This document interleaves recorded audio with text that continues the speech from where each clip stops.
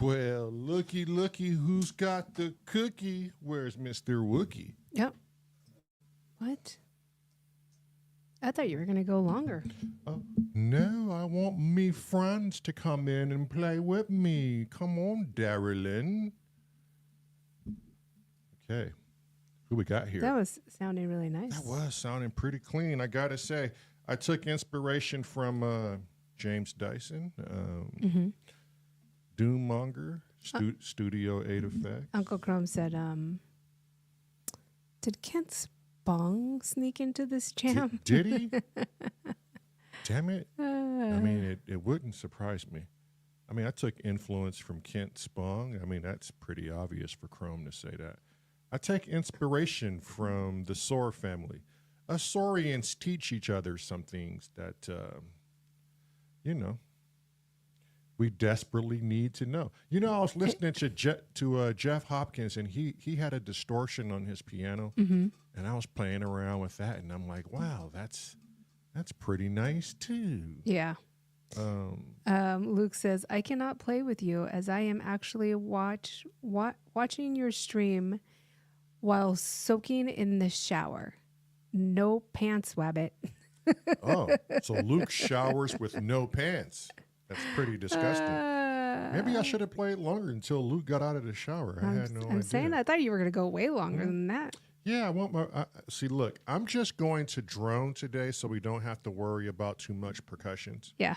And it's chatting with the Dixons. We don't have to. Today is chatting with the Dixons, and you know, we don't have to. We don't have to. Go ahead, finish. Play. I'm just mimicking you. Yeah, you're literally repeating everything what the that hell I'm saying. What's wrong with here. you? Yeah. I thought you were a monkey, not a parrot. Jesus. Okay, who wants to join in? I got the conversation title head ready to roll. And well, what's the topic? This should be a very interesting conversation. Hang on. First, let's say hi to everybody who's in the chat. Let's say hi to everyone. Hang on one second. Who's in there? Andy said, I'm too tired. Oh, I get it, Andy. Rest your weary bones, which I listened to you and Luke's jam today. While we were cleaning the house. But I was listening more on Luke's side because Luke likes to talk and explain things, and Andy just likes to jam it out. So, and that's funny, and I like listening to Andy's side. Yeah, and it's funny if you listen to Luke, he'll tell you too, like, hey, I'm gonna talk, and Andy's gonna play. So, if you want just plain, go over there. Yeah, I watched a little bit on Synchrotron's side, but I watched the full version on Luke's side. Only because I like to hear Luke talk about bacon being fried and what's going on with the track and what he's doing. When it first started and you were on Luke's side and then I hopped over to Andy's side, when you were on Luke's side, I really thought that was meant to be there. It sounded like a rush of water. Right. And then I was like, wait a minute, we're cleaning. Is it like running water? Yeah. But there wasn't. Kind of worked with it. Anytime Luke has this puzzled look on his face, it's probably not a planned thing or a good thing at all. Pay attention. Pay attention. Yeah. The wake up is now. Pay attention. Sonic film philosophy. Yeah. Okay, let's see. We have, who do we have? Asif, David in the house. Biscuit Moon, our wonderful Cornish. Who I think, did he mention in the other stream if he was going to do the 1,000 challenge? Yeah, Cornish is doing it. Oh, he is? Yeah. Okay. When does Cornish not do a hardware jams? There's been times. Oh, I know. Yeah. Culture of Ghosts. Culture of Boo. Davey. Davey. I see what you did there. It's. I was like, what? And I was like, oh, God. Davey, who was pretty good. monitoring your. Yeah. I don't know how she does it. I don't know how she deals with my. I don't know how bullshit. Jeff Hopkins does it. So if you guys weren't on Jeff Hopkins' stream last night, he once again showed his feet. And his wife was in the chat. He's strange. Like, no one asked this man to ever do such crazy things. Yeah. Very strange. I don't know how Davey deals with me. She just finds a way. Yeah. What was Jeff's wife's something crazy clown. Oh yeah, her moniker is Mega- Mama Clown. Mama Clown. Yeah. Yeah, I love that. That was a great moniker. Robbie Robbie from PSN. from PSN. George G's. George G. Did you put the link up? I sing, huh? Is the link up? Yes. Okay. Uh-huh. Get in here, folks. We got topics. Let's do some chatting. Jason, which Jason is this? That's why everybody's so shy to hop in and talk. People who haven't been in here before, I'm looking at you. James Dyson, Fingers, of course. Fingers McDyson. Dyson, do you have your mic up? I don't believe it. He has a voice. Robbie said, well, you say I talk too much. Well, you do. Well, you do. But I mean... And today is your day to get in here and start using it. Don't be bashful now. Yeah. Mario. Some of us don't talk enough. You little fucker. Where's Kent? Kent is supposed to be in here. Kosh Dukai, Cobra Kai Dojo. Yeah. Luke says, I'm naked. My chat is limited to text. Let us see those nakedness. James Dyson is eating. He'll be back in a bit. Yeah. Okay. Eat, my friend. Eat with your fingers. Kosh Dukai, Cobra Kai says. Cobra Kai Dojo. They're 75% here and 25% scanning the NAM stuff. Yeah. NAM is a bit boring for me. Viro says, I talk way too much. Yeah, we know that, Viro. Yeah. You don't have to keep repeating yourself. See, that's proof. See? I think Viro and Robbie can talk and just forget about everybody around them. It's funny because Viro was like, I know I talk too much. Yeah, and? Yeah, I know. It's like so? Your friends know who you are. Yeah, we don't care. Who gives a fuck? Really? You got a mouth, use it. Yep. And abuse it. One life to live, brother. Scott sounds. Talk a walk. Scotty. He's down. For those of you who don't know baby. Scotty spends time down in our basement underneath the studio, making sure everything runs right. The spaceship must. I got to tap down there. Is it working, Scotty? Every now and then we'll feed him. Yeah. We finished the Rig series, and every time one particular character talks, it reminds me of Scott. Yeah. Yep. Steve. Uncle Chrome. Did I mention Uncle Chrome already? I don't think I did. Andy mentioned Luke. Let's see, the electronic composer. The composer. Hey, aren't you proud of me that I can just say your name now, like whatever? For real. Like I should get like a star or something, like a gift. I'm very proud of myself for that. Crazy Wabbit. Crazy Wab. Uncle Jerry's house. Uncle Jerry. I hope you're getting healthy, sir. We hope everything is good. Mentally and physically. He poured a tall glass of something this week. Oh, shut the fuck up this week. A tall glass of man juice. Why'd you pour a big glass of shut the fuck up? Viral. Nobody should ever shut you up. Speak. You got shit to say. Hey, Viral. Say it. If that's you and that's what you like to do, the problem ain't with you. It's with the eye of the beholder, sir. The Wookie. Keep doing you. Don't change nothing about you. How you feeling, Wookie? The Wookie's in? Yep. Wookie. How you doing, bud? Tape Pusher was in earlier. I don't know if they're back. They came in to say hi. Okay. Yeah. Tape Pusher. Yep. Which is an awesome, awesome channel. If you guys get a chance, go check out Tape Pusher when he's live. The dude is a one-box shop guy, and what he gets done on that one box is nothing less than amazing. There's Wario. Wait, you got your Marmite? No, it's still in the cupboard. I might have a little lick later. Yeah. He said, I might have a little lick later. Robbie uses... He uses Marmite like a redneck uses chew. Do you just go in there and open up the jar and just spoonful and lick and then done? Only when I was a kid. Oh. Which was a very long time ago. You're an adult now, so you don't do that anymore? Yeah. I spread it on other things and lick it off. Like crackers and toast and that kind of stuff. Oh, with butter. Or cheese. We just have to get cheese. them. Oh, Yeah. cheese. Cheese on toast. So like a cheese. What do you call them? Melted cheese sandwiches. Put some Marmite in there as well. A grilled cheese. Oh, grilled cheese. Grilled chease, yeah. Grilled cheese. Put some Marmite but on. then Melted cheese sandwiches. So what is those things that you guys do? Okay, I have a question. And we're getting back on this dang Marmite thing. We just Hey, need to you buy started some. it, not me. I know. Okay, so it's salty, isn't it? Like the one that you Yes. have in your cupboard right now is salty. Yes. Okay, so maybe it's just me. Maybe because I have such a sensitive palate, taste buds. But why would you put Marmite and cheese together? Like two Because- salty things together. But it tastes like the stuff that the gods would give you. It's just delightful. Seriously, you think that's a weird combination?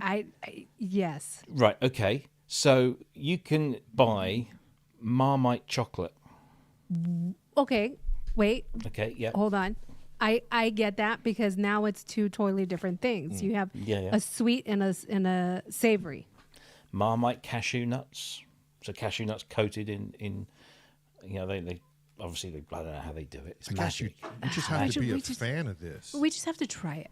You've got to try it. Yeah, we should just get it. We should just order it from Amazon. Yeah. And, Just get a small thing. Yeah, and just try it. Just try it.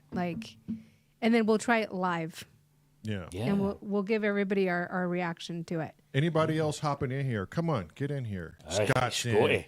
Yeah, there you go, Scott. Looks like the regulars are going to show up because they're not afraid to get lost in the sauce. Evening all, evening all. Oh, the wabbit is in. Whoa. The crazy wabbit is in. He came in because I threatened him. Oh, shit. As I hold my eye and I tell Rabbit, oh, no, she's fine. It's okay, man. We're I'm gonna good. cover my nose. She's okay. Her fighting career was long over. She doesn't want to do that anymore. Anyone else coming in? Come on, don't be bashful. We're all family here. Don't you guys realize we're family here? Okay, Scotty, do you know of this Marmite and have you had some? I know of it and I've tried it, and I'm one of the. You either love it or you hate it, like Cressy said, and I'm a no, just Right. definitely not. Not Sorry, no. Robbie. Disappointed, Scott. Very disappointed. So, Wabbit, your partner is from the UK. Do you have a Marmite in the I house? bet he does. Oh, he does. He posted. Didn't you post a picture of it in the Yeah, Discord? it's in the house. Yeah. But yeah, I'm not a fan of it. I think what somebody said, it's like Vegemite, and I'm not. Yeah. But my cat loves it. It's kind of weird. So Mm. It kind Damn. of makes sense. It's that saltiness. Marmite is invading the U.S. It's everywhere. Okay, give Robbie, it you should send us some. Shouldn't I? Okay, today's You topic. look tired. You do look tired. Yeah. It's been a hard day. What time is it there? It's not the time. It's the effort that I've been exerting today. We've been busy with NAM, huh? Well, there's that, yeah. But no, I expended some physical energy for a change today, and was What? moving. Did it hurt? Yeah. Why do you think I'm sat like this with my legs? My legs are in an elevated position. I'm old. Could be worse. You could be Jervis climbing up trees. Could be. There you go. Okay. What did you move? What were you moving? I was moving all sorts of crap from my garage or garage. Sorry, Garage. Garage. Sound like your neighbor's house. into my lockup. Because I've got a drum kit arriving on Tuesday, and I need to have some room to take Oh, for your that in. son, right? No. that This for you? is I've already got a drum kit which he wants to set up and play, but this one's coming in for review. So Roland are bringing it down on Tuesday, and I've got to have some room to put it. And I was hoping to move all of the fairlights that I've got into this lockup today, but my son decided he's working, so I had to do all the other stuff by myself, which. For somebody of my age and size, it's just too much work. Too much work on a Saturday. You're morning. like, can I pay somebody to do this? Especially on a Saturday, Robbie. Yeah, Oh, absolutely. shit. And Nobody- my wife is upstairs. She was, she's got this winter vomiting, whatever it is, Oh, what? and she was up half the night vomiting, and she, so I was trying to make sure she was all right, and then go out and do all this stuff, and I had to cook dinner and everything. Look at you.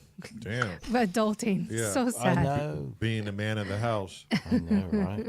I Okay. don't get paid for this shit. Somebody has to do it. Right? Some things you got to do because you love. Yeah. All right. Okay, Are we- what's are your we ready? topic? Yeah. Okay. Shoot it. Go. So today we're talking about self-awareness, awareness in the things you say, accountability. If you have a YouTube channel and you're using your voice as an influencer, or you're using your voice because you want to spread good, awareness of what you say, how you push your words, and what are you trying to accomplish the moment you're trying to convey a message. Now, my wife and I saw a podcast, and the person on this podcast, his name is Thomas Campbell. He's quite a profound mind, but he said some few things that were interesting, and it had me rethinking about some of the things I should say and some of the things I should not say on our YouTube channel, only because it made great sense to her and I. And so I think we just need to be self-aware as to what comes out of our mouths, okay? And even if we're trying to help someone, helping someone can come with a cost. And although you have good intentions on helping someone, there can be some reaction from that is not foreseen by the person helping or the person taking in the help. And so he was basically explaining that, if you take someone off their current course with the power of words, that it can sway some minds off of their track in life that they wanted to be on, but because you said something, it takes them and it puts them off on another track. So, but he also went in to say that's not always a bad thing, because sometimes some people are just on the wrong track, period. And we just have to be careful to not influence people to be like us, but to be like them and know where the line is for the influencer. And I thought that was very, very important. And I kind of want to get everybody's take on that. Like, what are you aware of what you're saying? Do you know what kind of actions you're looking for in return? And do you take the accountability of, what if you got something wrong? Like, what's the thought process behind all of it? So let that soak in the chat. I think that's why we always whenever we're talking about something profound or something that is like a touchy topic, we always say these are just our opinions. Mm-hmm. Or if we're giving some sort of advice, then we always say, but do what's best for you. Right. I always try to leave windows open when I go into a conversation. Mm-hmm. I don't want to ever corner anyone. Yeah. And but then again, man, this goes with anything. At what point in time does the responsibility solely lie on that individual who was swayed? Right. The only message I ever, I think, now that I'm being more aware, the only message I want to convey to most people is, have fun. Don't live in the box. Mental health is important, and talk to someone. Basically. So, and even that, if you think about it, as a YouTube influencer, can be detrimental to someone if you're not taking in complete context as to what a person's issue is, or persons. What do you think, Wabbit? Are you taking awareness of self when you're conveying a message? I mean, I guess if you're looking at the literal definition of awareness of self, I guess I try and just be me, and I guess echo kind of what you say in terms of, you know, be in the moment, have fun. That's really my message. I don't, if I can influence someone to have fun, if I can influence someone to play more, I get into trouble when I talk about complain less, because that's what we do as human beings. Then yeah, I'll take that title. But in terms of influencing you to buy stuff, to do those things, I don't want to do that. So as I said when I talked to you guys last couple weeks ago, I'm still that nurse, even though I don't practice in the hospital. It's in my DNA, and you know, caring to me is important. It feels like it's kind of got lost in 2025. So while my delivery may not be perfect, while what I do with music is far from perfect, I mess around, and I try and have respect for other people in this space in general. You know, I look at everybody in the S.O.R family. I mean, I see a lot of talented cats, and I'm a fan. I mean, listen to Popcorn Night. I just am in awe by what people can do. So I'm just fortunate to, you know, put my little voice out there.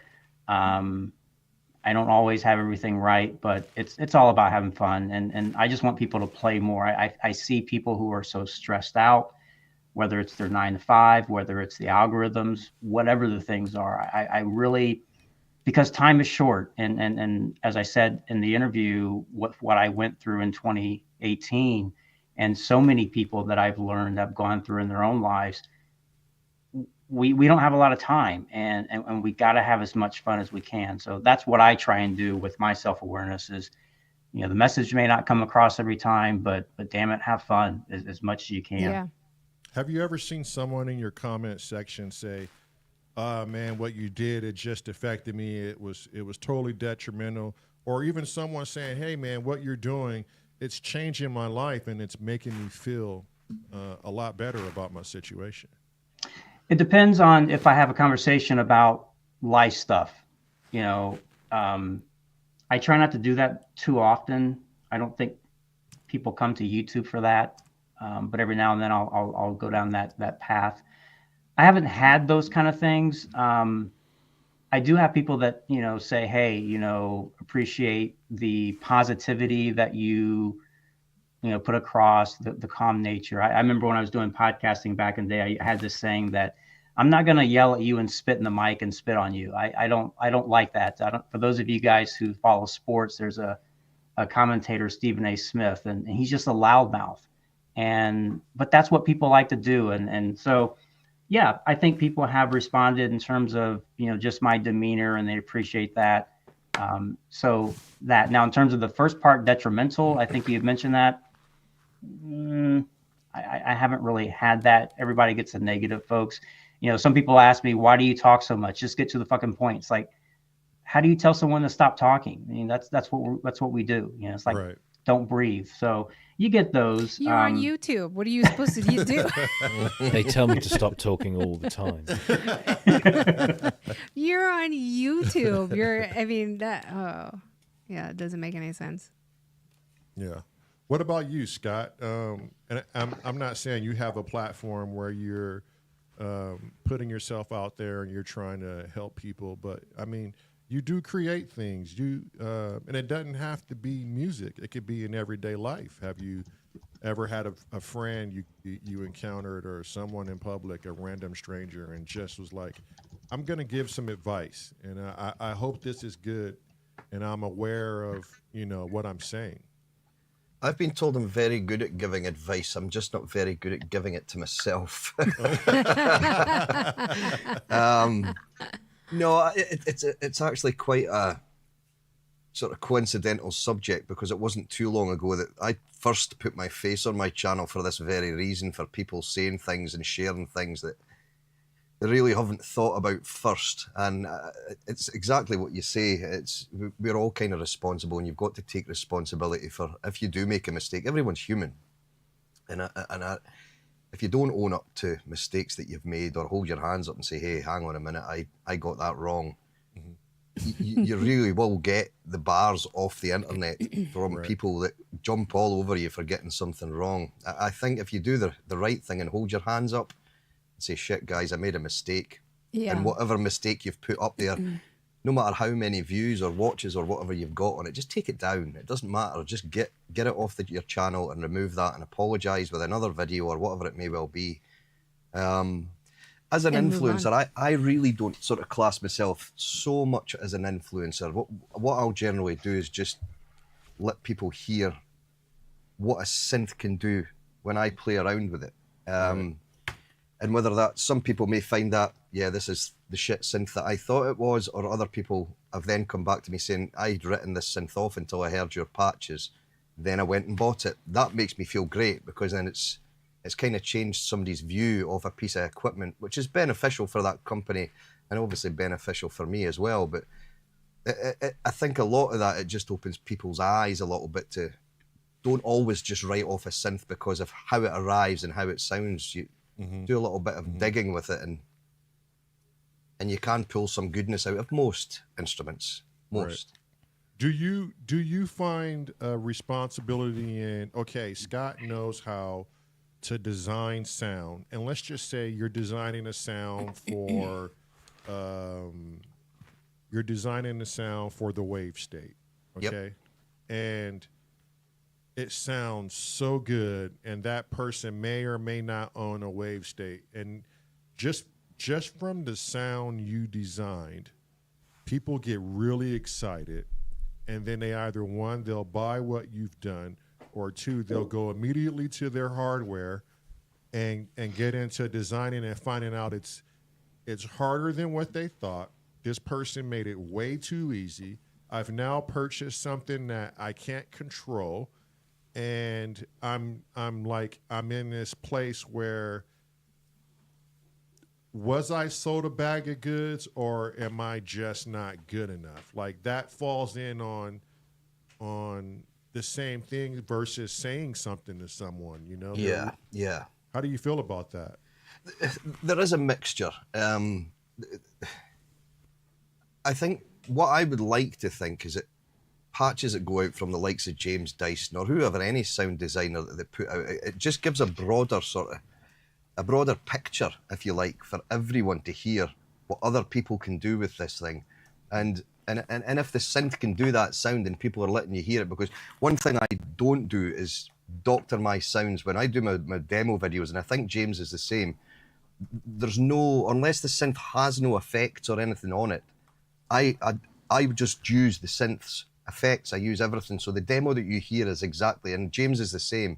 So it's anything that you hear on my videos is what that synth is capable of. It's not like I'm sort of trying to sell something that I've kind of made better than what the synth can actually do. It can be done, and really, if someone's so determined, which I was, it was the same with the sound design for me. You just get in and you dig in and you learn. And once you start digging into one and you really learn one synth, the rest of them start to get a little bit easier, because subtractive synthesis it's the same for most synths. When you get into the DX side of things, as Robbie will tell you, it's a completely different ball game, the FM synthesis. But yeah, so, and I am always very, even in my comments on my channel, I'm always very mindful of what I say and how I respond to people, because you're dealing with different cultures from all over the world, and even the way that someone might ask you a question, because in Britain we're kind of known as being quite polite, so they say. Sometimes you read a question and think, wow, that's a bit in your face. Robbie. Yeah. You know what I mean? So sometimes, I'm not going to say any particular part of the world, but certain parts, they're very brash in the way they ask questions. And we're always sort of brought up in the UK, I think the USA is the same, to have your please and thank yous in there, but you don't always get that. Oh yeah, there's parts in the US you just have to get used to that. It's funny because I don't want to lose this comment from Simon. Great batch. I don't know if it's a comp. Should I be pleased with this comment. He said, Marilyn has the nicest way to tell someone to fuck off. And nose punch. I mean, I don't want to speak for Wabbit, but I've saw enough Wabbit videos to know, like, he purchased something because maybe he heard how it sounded and what it could do. I too purchased something and heard, oh man, that's beautiful. And I bought just for that reason alone. Now, when it showed up to the house and I looked at it and I started to twist knobs, and I said, well, this is a crock of shit. I can't find this. I can't do this. And it just sat. Like, how would you tell someone without influencing them, Robbie, to say, hey, look, this is the machine. Scotty showed you what it could do. You just got to spend time with it. Probably just like that. No, Robbie has ways. Well, those that watch the channel and have watched it for a while, as in my channel, will recall an incident when I was sent a synthesizer, and I was very, very excited about this synthesizer, and I thought, wouldn't it be good if instead of opening it up, sitting it down, spending some time with it, learning about it, and then doing a video on it, how about, because I'm a lazy bastard, I don't want to do all of that recording and then editing. Let's just do it live. Let's just do it live. Oh, man. So this thing, Synclavia Regen, it turns up, they've very kindly sent me one of these. It's a, $2,000 plus synthesizer. And they sent it to me for a few weeks. And I said, okay, let's do this video. So we opened it up. And I'm trying to figure this thing out. And it really is a dog to learn. And I know that it's a powerful synth. I've heard what comes out of it. And I know what it can do. But by it, I couldn't figure it out for a while, and this was all happening live. Now I could have quite easily said, do you know what, this is a steaming pile of crap. I consider myself to be reasonably capable of programming synthesizers and using synthesizers, but this thing, it's a pile of shit. I could have easily done that, but actually, and I didn't, it wasn't a conscious decision. It was just like, I can't lie. I just opened this box up live on YouTube and I'm trying to figure it out and I can't figure it out. And I felt incredibly embarrassed by that. Okay. However, lots of people, including the manufacturer, said, hey, look, it's not an easy synth to get into. It does things in a very different way, and that's cool. That's fine. And a lot of people actually appreciated the fact that I'd done this, because it was, somebody, because the name Synclavia, it's a historically important name in synthesizers, and they had just kind of come back with their first sort of proper hardware synth in God knows how many decades. And so everyone was getting very excited about this, including myself. And a lot of people could have gone out and bought that just on the name alone. And then sat down with it and gone, geez, this is... So in a way, and I spoke to the manufacturer because they came to the UK, and that's when I was going to give them the machine back. They came to the UK and they said, look, totally watch the video. I felt for you, man. I get where you're coming from. It's not an easy thing to do. I don't know if I have a response. I don't feel that I have a responsibility. In all I ever want to do is be honest about what I think about things, whether it's a synthesizer or what a manufacturer is doing. I know, I am aware that I have an audience, and therefore, because I have a platform and an audience, that what I say or do might influence other people. I don't set out to influence anyone. And like you say, I preface or put somewhere in there, this is just my opinion. you go out, I'm not telling you not to try this, but I personally thought X, Y, and Z. Yeah. And you might feel completely different, and that's great, because not everything is going to work for everyone. We're all different. We all have our brains wired in different ways. So certain tools will work for some people, other things won't work for others.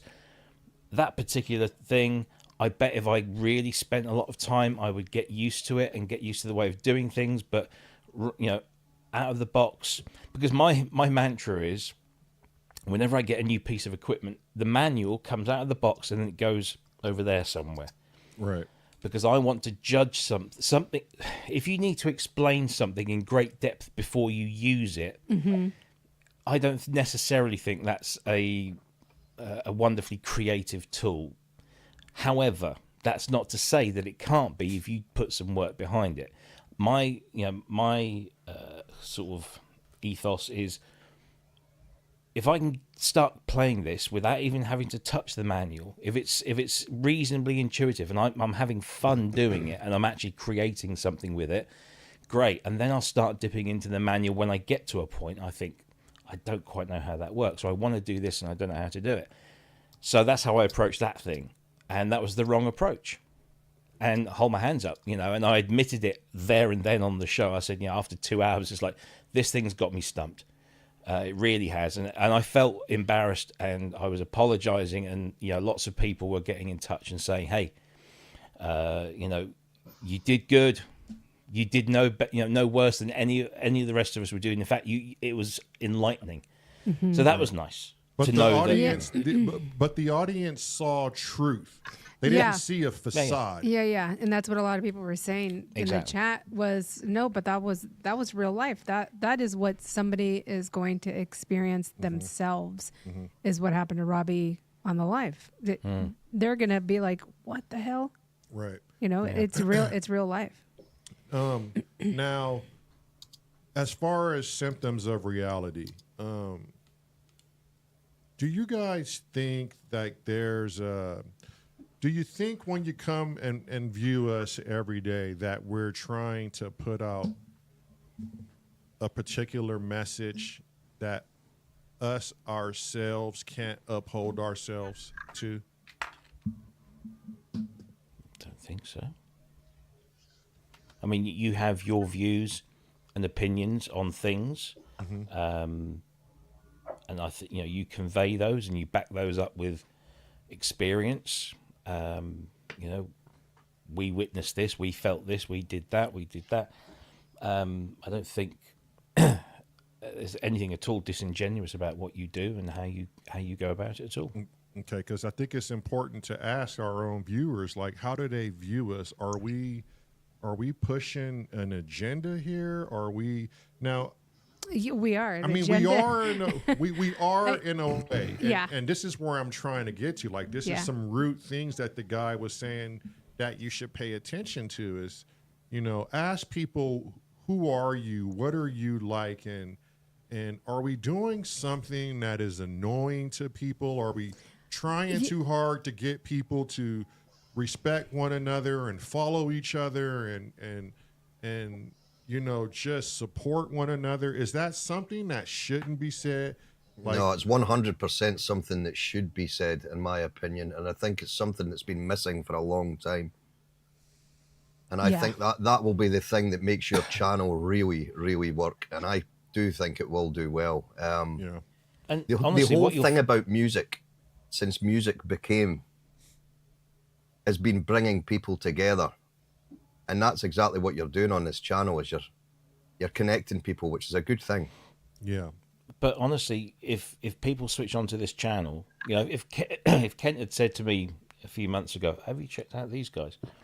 Well, you ought to go on that. And if I'd have switched on and sat there just for a little while, just sort of taking it all in, getting a feel for you guys, and it was something I didn't like, and I thought you were shoving an agenda down my throat, or you were saying things that I desperately disagreed with, I wouldn't have engaged. I would have just walked away, and that's the beauty of this kind of Yes. If I don't like what you say, and there are plenty of channels, trust me, that I get recommended, I should go and see, and I go and watch them, and I think, nah,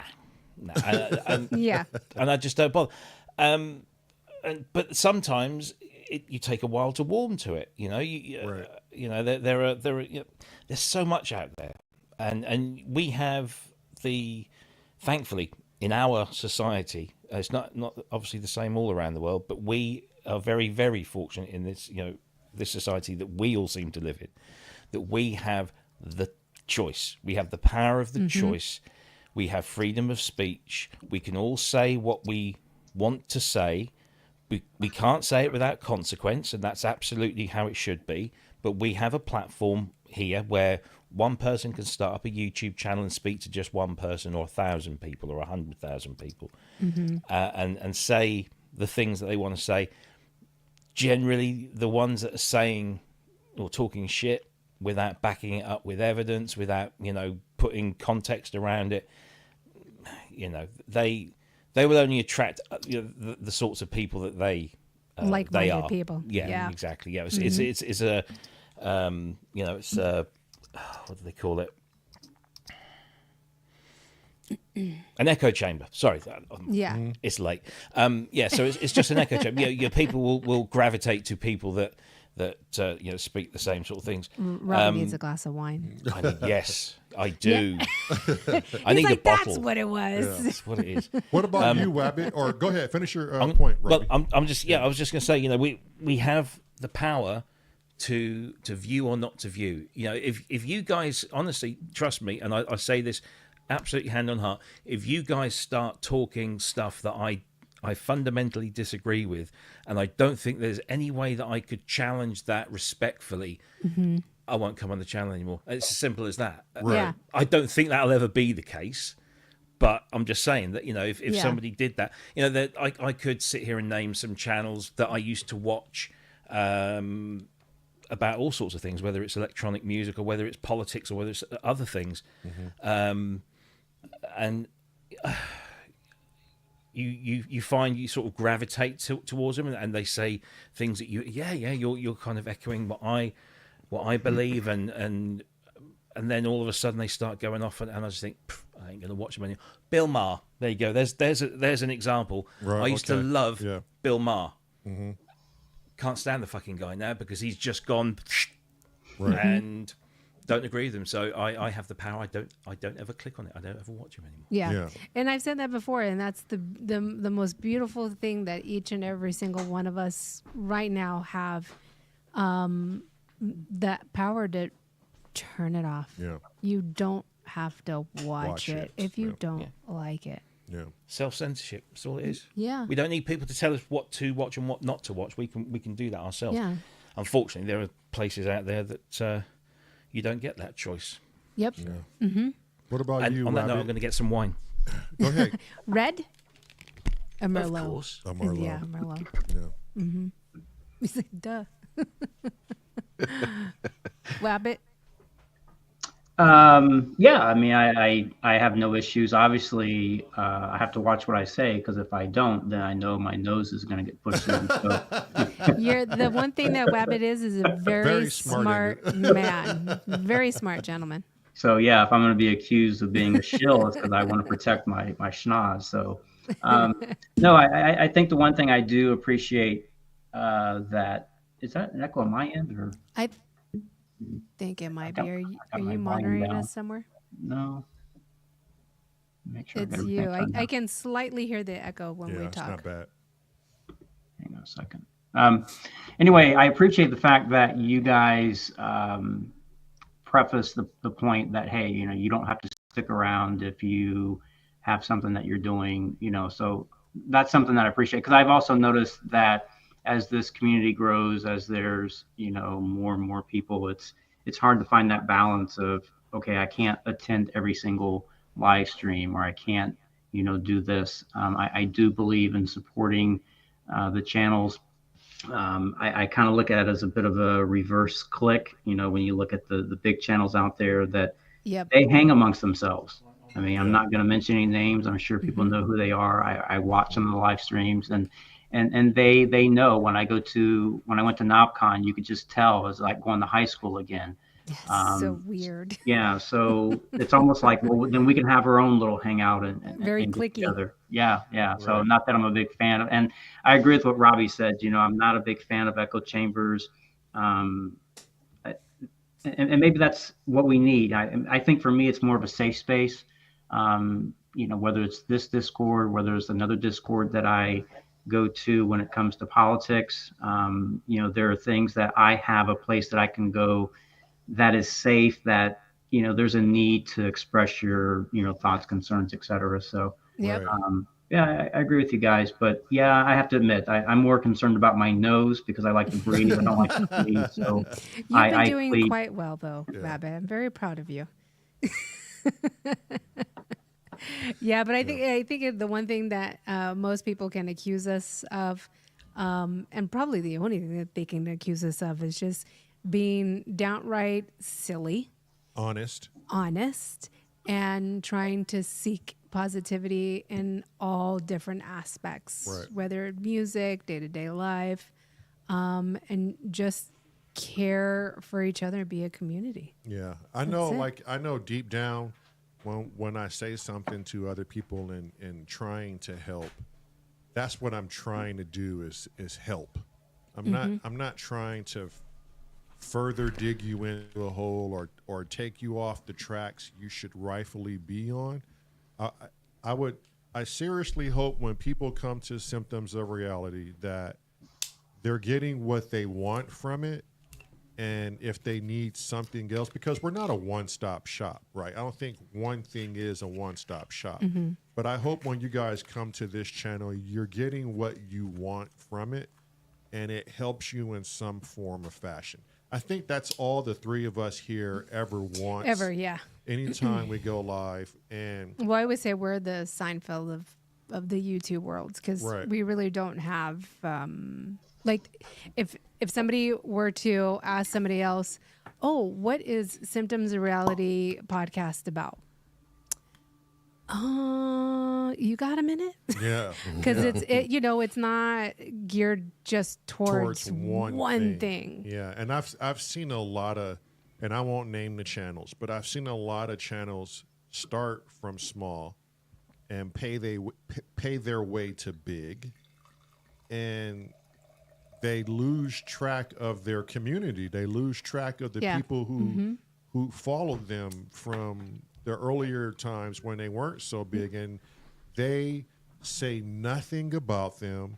They direct no traffic to other people. It's like you're only supposed to watch me. Oh, And me alone. Me.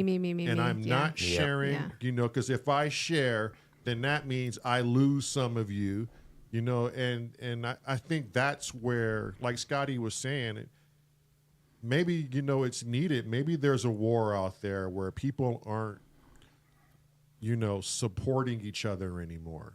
Maybe it is just, I'm this tyrant now and I want to stay on top and I don't want to share my, my community with anyone else. Yeah. Yeah, and on the flip side of that, or not the flip side of that, Lamont, if you're doing the right thing the way you're letting, which is the way the ethos that I had with my channel as well, is just let it organically grow. Yeah. If people want to follow you, let them follow you. Right. I really don't push it in people's faces, neither do you guys. And it will, and if it's something that people like, they will follow you. They will just start to watch your channel and keep coming back. Right. And these guys that are paying for subscribers, etc., the guys that are watching them really are not interested. They've just clicked on a like because it's been advertised. It's Right. Yeah, it's weird. But here's a question back at you guys. You're asking us what it does for us, but what does it do for you guys doing this channel? It must do a lot of good for you guys as well, eh? Yeah, I mean, this is absolutely. somebody asked me too, like, what was my end goal with all this? And I'm gonna tell you, Scotty, like, it's here. My end goal for all of this was to tell the truth, help people out, play music, meet new friends, create our first album with friends, and exude positivity. And give our viewers a place to where they can just come and be themselves. No judgment except for Wabbit and Robbie, of course. And just, get away from those stresses of life, right? And a perfect example, and I don't want to go too further into detail, but the Wookiee, he's had a rough couple of months, and he's here. And I hope that being here brings him, joy and happiness.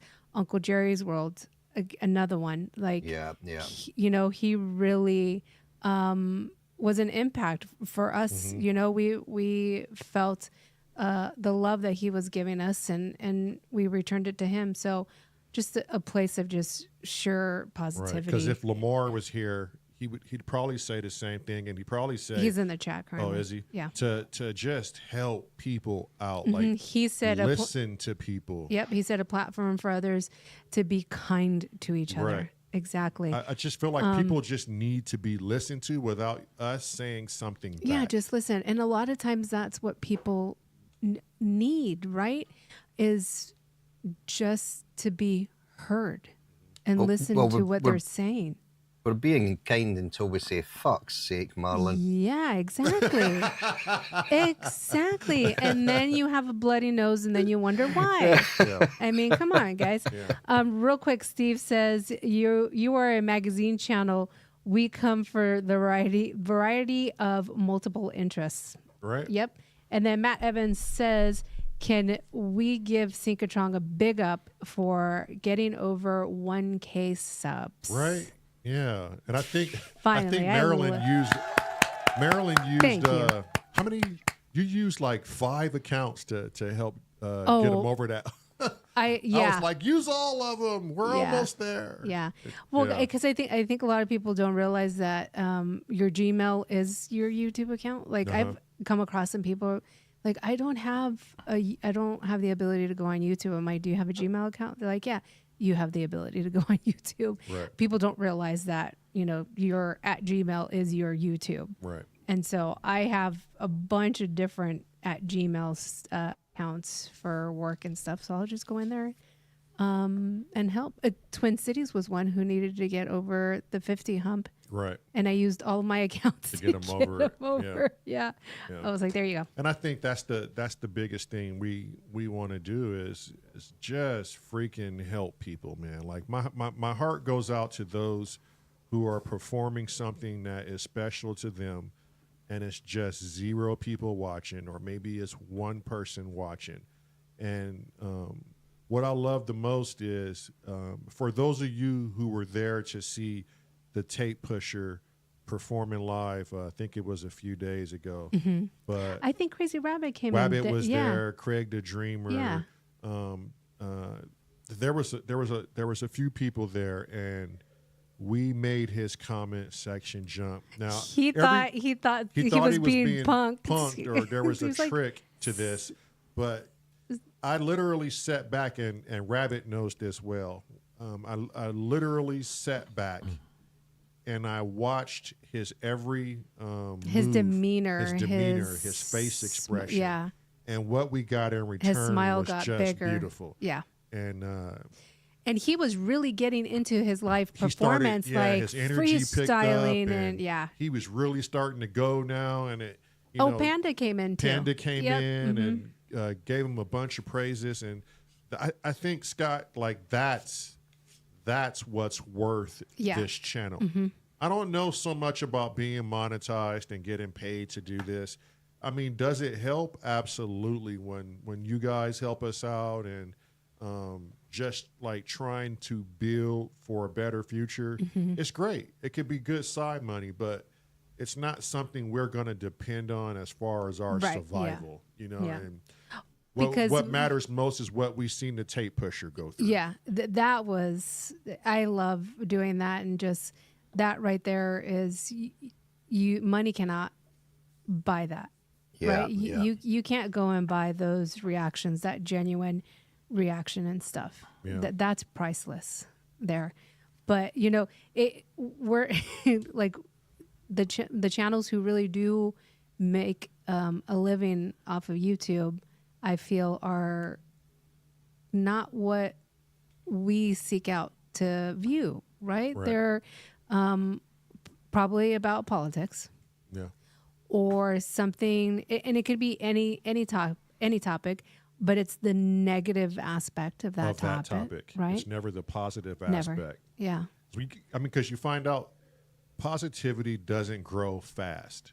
Drama and negativity, people thrive in it.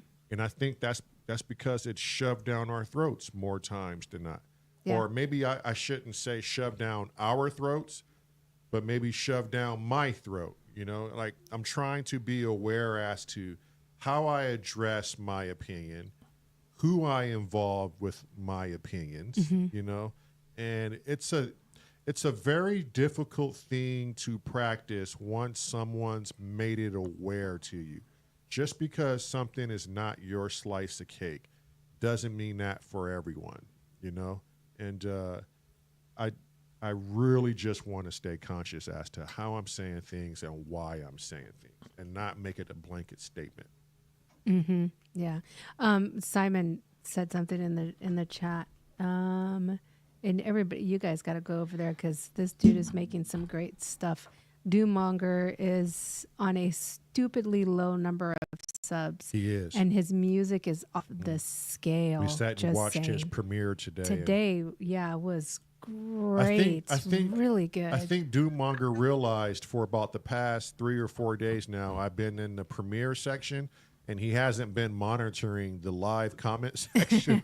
But today he realized, well, shit, Trusto's in there. I'm like literally the only one in there making comments on the live section. I don't know if anybody goes to comment afterwards, but I'm sure they do. But I think, just being in someone's premiere in the live section, it does wonders. Like, I mean, I would sit there and wait for someone to comment. Yeah. Shit, it just feels good. Yeah. Yep. Cressy. Dr. Evil. Hello. Hi. Can you hear me okay? Yeah, I can hear you sound good. like Dr. Evil right now. You do. Why? Well, I'm here to be Dr. Evil. Why? Okay, go ahead, Why you not? Dr. Evil. Because Cressy believes in the polarities of life. So, what do you think I think of your channel?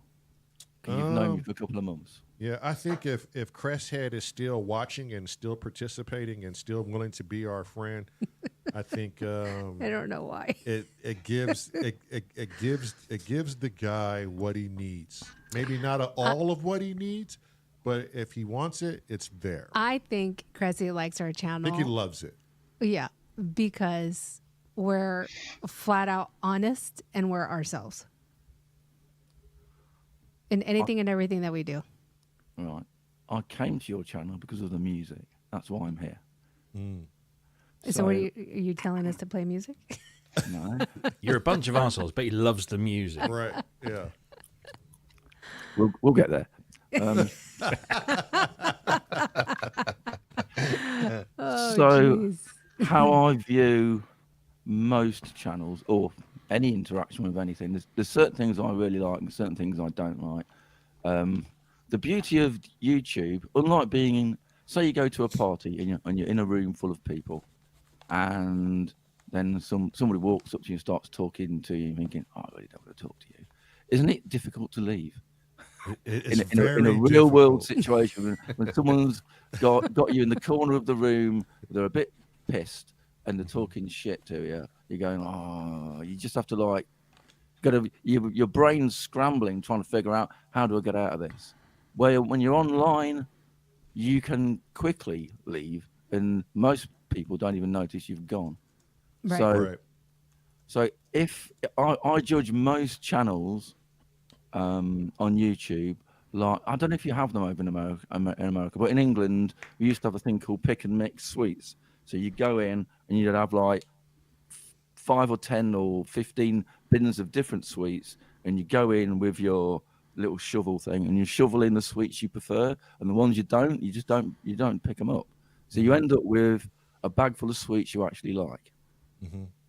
Okay. Oh, So, candy, sweets. Yeah. Oh, Yeah. gotcha. Yeah. I was All right, like, yeah, what the fuck yeah, is he yeah. talking about? yeah. Okay, Well, gotcha. that's what I'm with saying, you. like, I'm with you. I'm with you. I'm with you.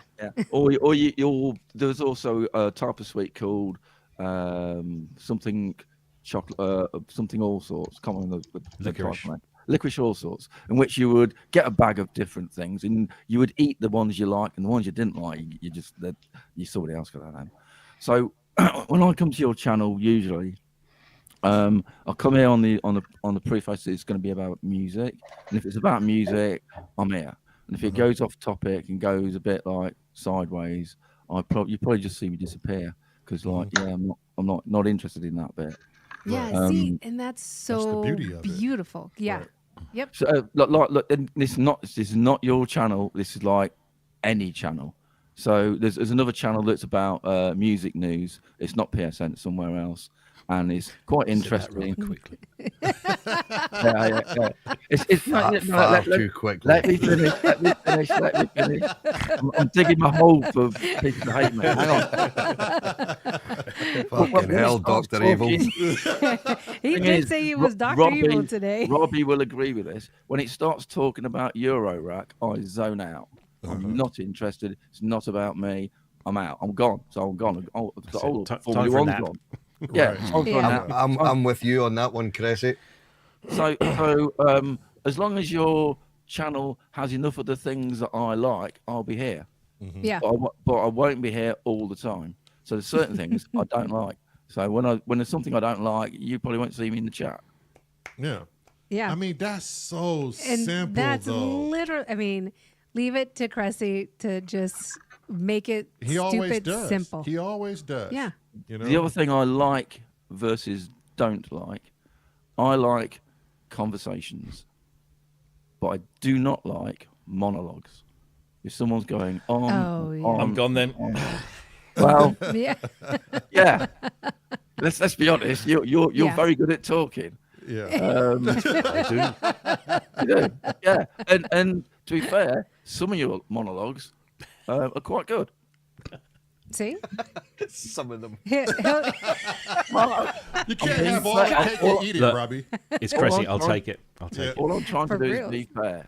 I'm being Yeah. fair Yeah. and be honest. It's like No, when it's I think fair I only woke up a bit ago, and the thing I first heard was, well, what was your question about? How do you formulate how you'll do your YouTube stuff and blah blah blah? I just like, why are you making it so complicated? Just fucking be honest. Yeah. It's Right. incredible. Yeah. There's no need to construct a narrative or go down a certain. Just be you. Yep. And people are either going to like it or they ain't going to like it. If they ain't going to like it, well, they can fuck off then, can't they? Yeah. Yeah, I mean, it's really simple. I think but I think, Cressy, in my opinion, you can be brutally honest, and not a lot of people have thick skin. I love You know? Cressy's I honesty. mean, I take it as, oh, this is just my mate telling me the fucking truth, right? Yeah, But I talk other to people people can like look at it. Go ahead. So I talk to people like I would do in real life. Right. You know, The best way to be. Yeah. Yeah. Well, yeah. The only advantage of talking to people, well, there's a advantage and disadvantage. Yeah, the advantage in talking to people in real life, you can see their face and you go like, okay, I'm probably moved over that line a bit longer. You know what I mean? And then the 'Cause you're like, disadvantage "Oh, is I shouldn't they're have actually said there that." in person. They could probably, whack your head off. So Right. maybe I'm going a bit too far. But you also can see the line. You know what I mean? You can physically feel the presence when you're in the room. Yeah. So online's a bit more. Well, It's like difficult texting. well, it's difficult with me because there's no camera with me, so I could be pulling all sorts of faces and you wouldn't know it. Yeah. Yeah. But that's Very- just very my true. normal face. But carry on. So yeah, so if people are having a conversation, I'm interested. People are going on really long monologues. All I'm thinking is like, please get the fucking sore throat at some point. Because it's You know what I going mean? on long enough. Or Yeah. let somebody else interject or get their opinion rather than just one long opinion. Why am I taking this so personal? I don't know, mate. Oh, Robbie. That's know. hilarious. Look, we Yeah. have 0% APR only if. That's a thing in the past for sure. Long And Matt, ago. hi Matt. Evening. Hey, Matt. All right. Hello. What? Hello. Oi, geezer. Look at all those You all right? tidy patch cables over there. Look at that, all nice and neat. Yeah, I don't use them though. Yeah. Is that why they're all Not nice yet. and Not neat? yet. Anyway, not yet. Oh, okay. Not yet means you're not going to use them, man. That's why he's so happy with that JP8 I gave him. Oh, there you go. Like that. Yeah. Yeah, you wait until you turn it on. He's like, oh yeah, I've what, tried. that? It don't work. No. Oh, No. There I might think- be a one or two bits missing. I think that's why Kent gave it to you. Yeah. He's Yeah. like, here, you figure it out. Yeah. That's too funny. What about you, Kent? What does Symptoms of Reality do for you? Are we trying Well, to push they an prevent agenda me on from you? watching The Masked Fucking Singer. That's for sure. This motherfucker right here. So- I love the Masked Singer. Kid Well, is it's like- community. It's kind of family, isn't it? Yeah. Yeah. You get to know a group of people, and because why am I bleeding? Oh, jeez, what'd you do? It's 'Cause yours. Is Because it you're sweet? old and you're not hydrated, so your skin Well, is it's a dry. set of teeth marks, so it's. What? I was having a play fight with Lily. Yeah. Oh, there you Oh, go. there Oh, you Lily, but have you I drank think she's water bleeding today? more than I am, though. Did you drink water today, Kent? Did I drink Water. Water. what? Water. Did you Water. drink water? Water. Did I Kent, drink? Did you drink water? Did I have Water some has a water? T in it, not a Water, D. mate. It's water. The What? water in Majorca don't taste quite like Yeah, what it got to do ought it in the Jason Statham kind of way. So it's water. So I was told from It's me daughter. water. Mira, Kent, I did. tomaste agua? Agua? I did twice, Oh, good. Okay. and Not yeah, in tea, like in its plain natural state. oh, well, you see, I live in the Thames area. It's advisable not to drink the water. Yeah, you don't drink it. little bit of shit. Oh, jeez. Okay. Yeah. It has a film upon it. What? Yeah, and I don't mean a Rotten Tomatoes one either. Damn. Wow. Yeah, it's not good round here at the moment. They're trying to fix it, but you know. Do you have bottled water? Do you have? Do they sell bottled water there?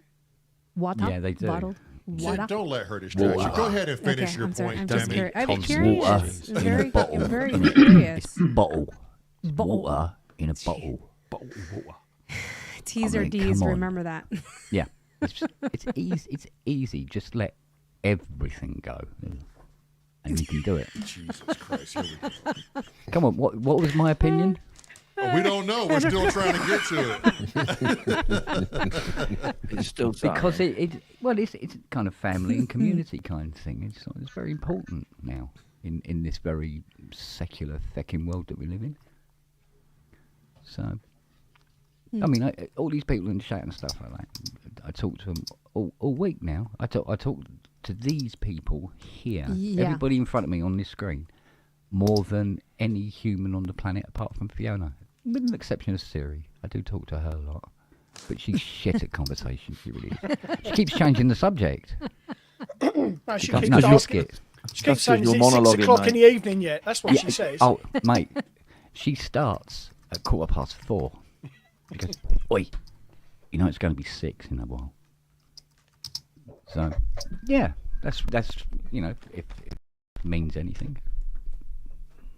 It's the same with PSN. Yeah. With Rans, I love getting up on a Saturday morning, reaching for the iPad, which is never far, turn it on. YouTube. I still haven't put my glasses on. I go, I think that's the iPad, or I'm molesting something, and I turn it on, and then I hear some lovely drones wash, and I go, yeah, there you go, That's the one. yeah. I did So, click on the right one. yeah. Well, Some, definitely- some Andy in the morning, and then some Rans, and then all the rest of it. I keep trying to catch Anna's. Oh, Animotion. on Yeah, her animations. January. Yeah. I missed it by 3 minutes this time, Yep. Yeah. so I have to leave a comment rather than Then be in the live chat. Then There's being in just the live something chat. being in the live chat, Yeah, right? there's something yeah. about it. Yeah, Yep. yeah, absolutely.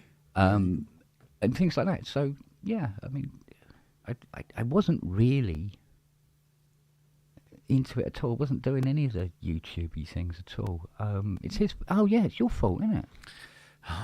Jesus, it's fucking gang up It's on me night Mario. tonight. I've got your back, Rob. You're all right. Don't worry, I got your back.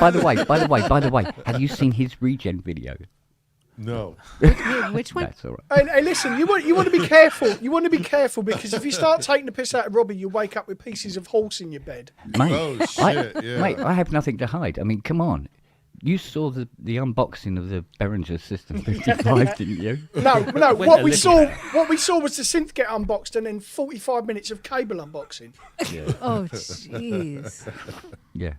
I had a little difference between what a 1 and a 10 was when I was ordering cables. He ordered in binary. Yeah. Yeah. So Oops. How many 'Cause did what you was it end up about- with? I think it was about 800 and something. Of various lengths and stuff. 100? That's crazy. It was something. There's some of them still over there. I actually offer them as gifts to customers. Would you like some cables? Oh, my Shit, 800, I Lord. would too.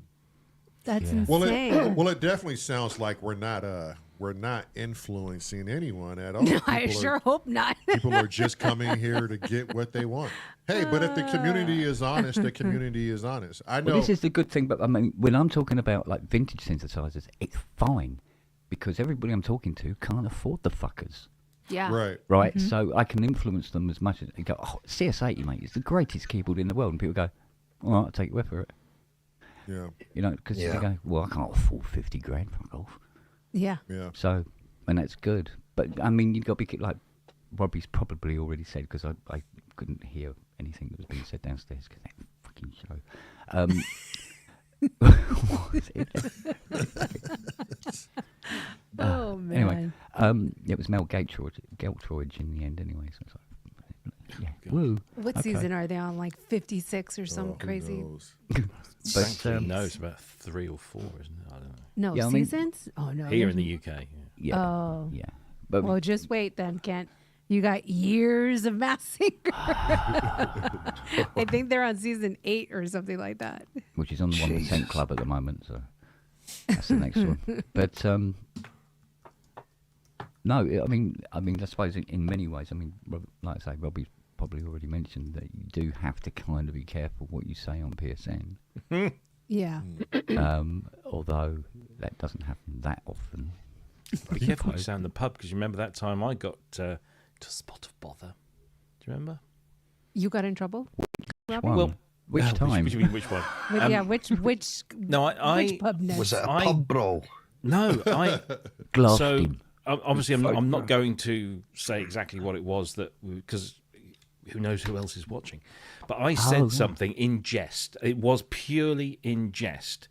I said something about something I wished I had done. Okay, and it was totally innocuous, but it involved an individual who. I said this thing, and it was like an off the cuff. You know, it was like 1 o'clock in the morning, and I said, "Oh, I wished I'd done that." And you know, those that knew kind of had a little chuckle, and that was it. It was all, you know, it was just off in the breeze, and that was gone. A few days later, somebody phoned me up and said, "Somebody's told me that you said something on an internet streaming thing that you wanted to do this," and I'm like. Oh, yeah, I did say that actually. Wow, that I mean, how that person found out is beyond me. I still don't know. Yeah. And so we had a conversation was had, and luckily, you know, the air was cleared. It wasn't, you know, that terrible, but ever since then, I for a while I would, you know, join Kent's pub and, you know, be involved in all the conversation, and then say goodnight and go upstairs and think. Oh, did I say anything that might get me into war? And I'm playing it in my head, and for a while I was quite paranoid that, you know, well, you know, I'm saying this stuff like I would if I was Normally. literally up the pub with a bunch of mates in a room drinking some beer, and it's just, you know, whatever said is between those people, but you forget That you're live. that you're live on the internet, and even though it might only say 30 or 40 people are watching you right now. it's there, and the internet Yeah. never forgets. Yep. So, It goes on. Yeah. And on. yeah, and you just have to, and I That's hilarious. yeah. So. Yeah. I must admit, I've had it a couple of times where I've said something I shouldn't have done, and it's come to bite me. You said it more than once. more than a couple. More than Matt's a like, Fucking hell. no. And I've got the evidence. Yeah. Because I did say something on work, because I think somebody asked me, they said, oh, what have you been working on today? And this was on a pub, it wasn't PSN, I mean, but it was on the pub, and they said, oh, what have you been working on today? And I said, oh, I've been working on this multi-moog. And I said, the thing is just a piece of shit, you know, it should just be crash it into a tree and claim on the insurance tape type thing. Basically, what I want to do is to take a big shit in it, bolt it all back up and give it back to him. You probably won't notice, right? Oh my God. And the phone goes the next day, and this guy, who was remember, and he goes, "It's not my multi-moog you were talking about last night on the pub, is it?" Oh, I went, "Oh no, it's another one." But if it smells of shit when you turn it on, Yes. Oops. Yeah. I meant to do it on the other Yeah, one. if it comes with its own blue bottle zoo. yeah. Ooh, sorry. Didn't Matt Matt, sample? Didn't yeah. Matt sample Kent on some bullshit for Oh, no, a Matt. vegan on Halloween or some shit? Matt like- has a bunch Oh of yeah, different. the gluten one. Yeah. Yes, Yeah, that was hilarious video. Matt is doing. You're doing like a bunch of shorts, right, from the pubness, Yeah, collecting them and. I'm going back through time. It's taking Yeah, fucking ages, but See, I bet. see if you can find the one where I said, because it was Fiona brought this up a few weeks ago. Oh no. And she said something about what was the context of it? I'm trying to remember. It was something about I met this girl and she was really, really, really smart. I mean, she had more brains up there than Kurt Cobain's garage roof. oh shit! God Now- damn, man, I shouldn't be laughing at Do- that. you know what I've got to do? You know, in order to find these, I'm going to have to download every pub. Every single Oh, one. my Yeah. But the problem is, of course, there are a few that you've removed. Oh, There was why? somewhere I had to Yes. remove Yeah, on request. Yeah, See? because something got Jeez. said. Some of those are lost forever. Yeah, but I must admit, when somebody said, "Well, no, I still got them," Oh, they're just not on YouTube. oh see, well, you can clip some of those I out. need to archive. Dropbox, Yeah. please. Dropbox. Yeah. No, but there's some where somebody's phoned up the following day, or actually during the pub, and said, "No." Oh, okay. And I if they did actually. If they say, "Please, could you take that down?" Go, yeah, no problem. I did actually hear one a couple of weeks ago on the Pro Synth Network, Kent, where you says, "That'd be a challenging wank," and then realise what you'd said. I would have loved to see Robbie's. What Right. was it? Face What was reaction. it? There was one on PSN recently. I've got to try and remember what it was. You were talking about the price of something which was absolutely $4,000 or something for some poxy little box, and Yeah. Ken went for a fucking box, and then went, "Oh shit, it's not a pub." It's like, oh, I'm not on the pub. I've got that. I've got that one as well. Yeah, because there was a time when it was very difficult to separate being on the pub and being on PSN, because it's Yeah. literally the same people, it's the same Yeah. webpage on the same Yeah. monitor in the same chair, and sometimes It just slips. it laps. Yeah. Robbie, I can see how easy it is, too. Yeah, how do you not have like a crazy delay between the StreamYard and YouTube, and why isn't your finger ready on the censor button when, Well, when if Kent such a thing begins existed, to- I wouldn't be. Look, I mean, we.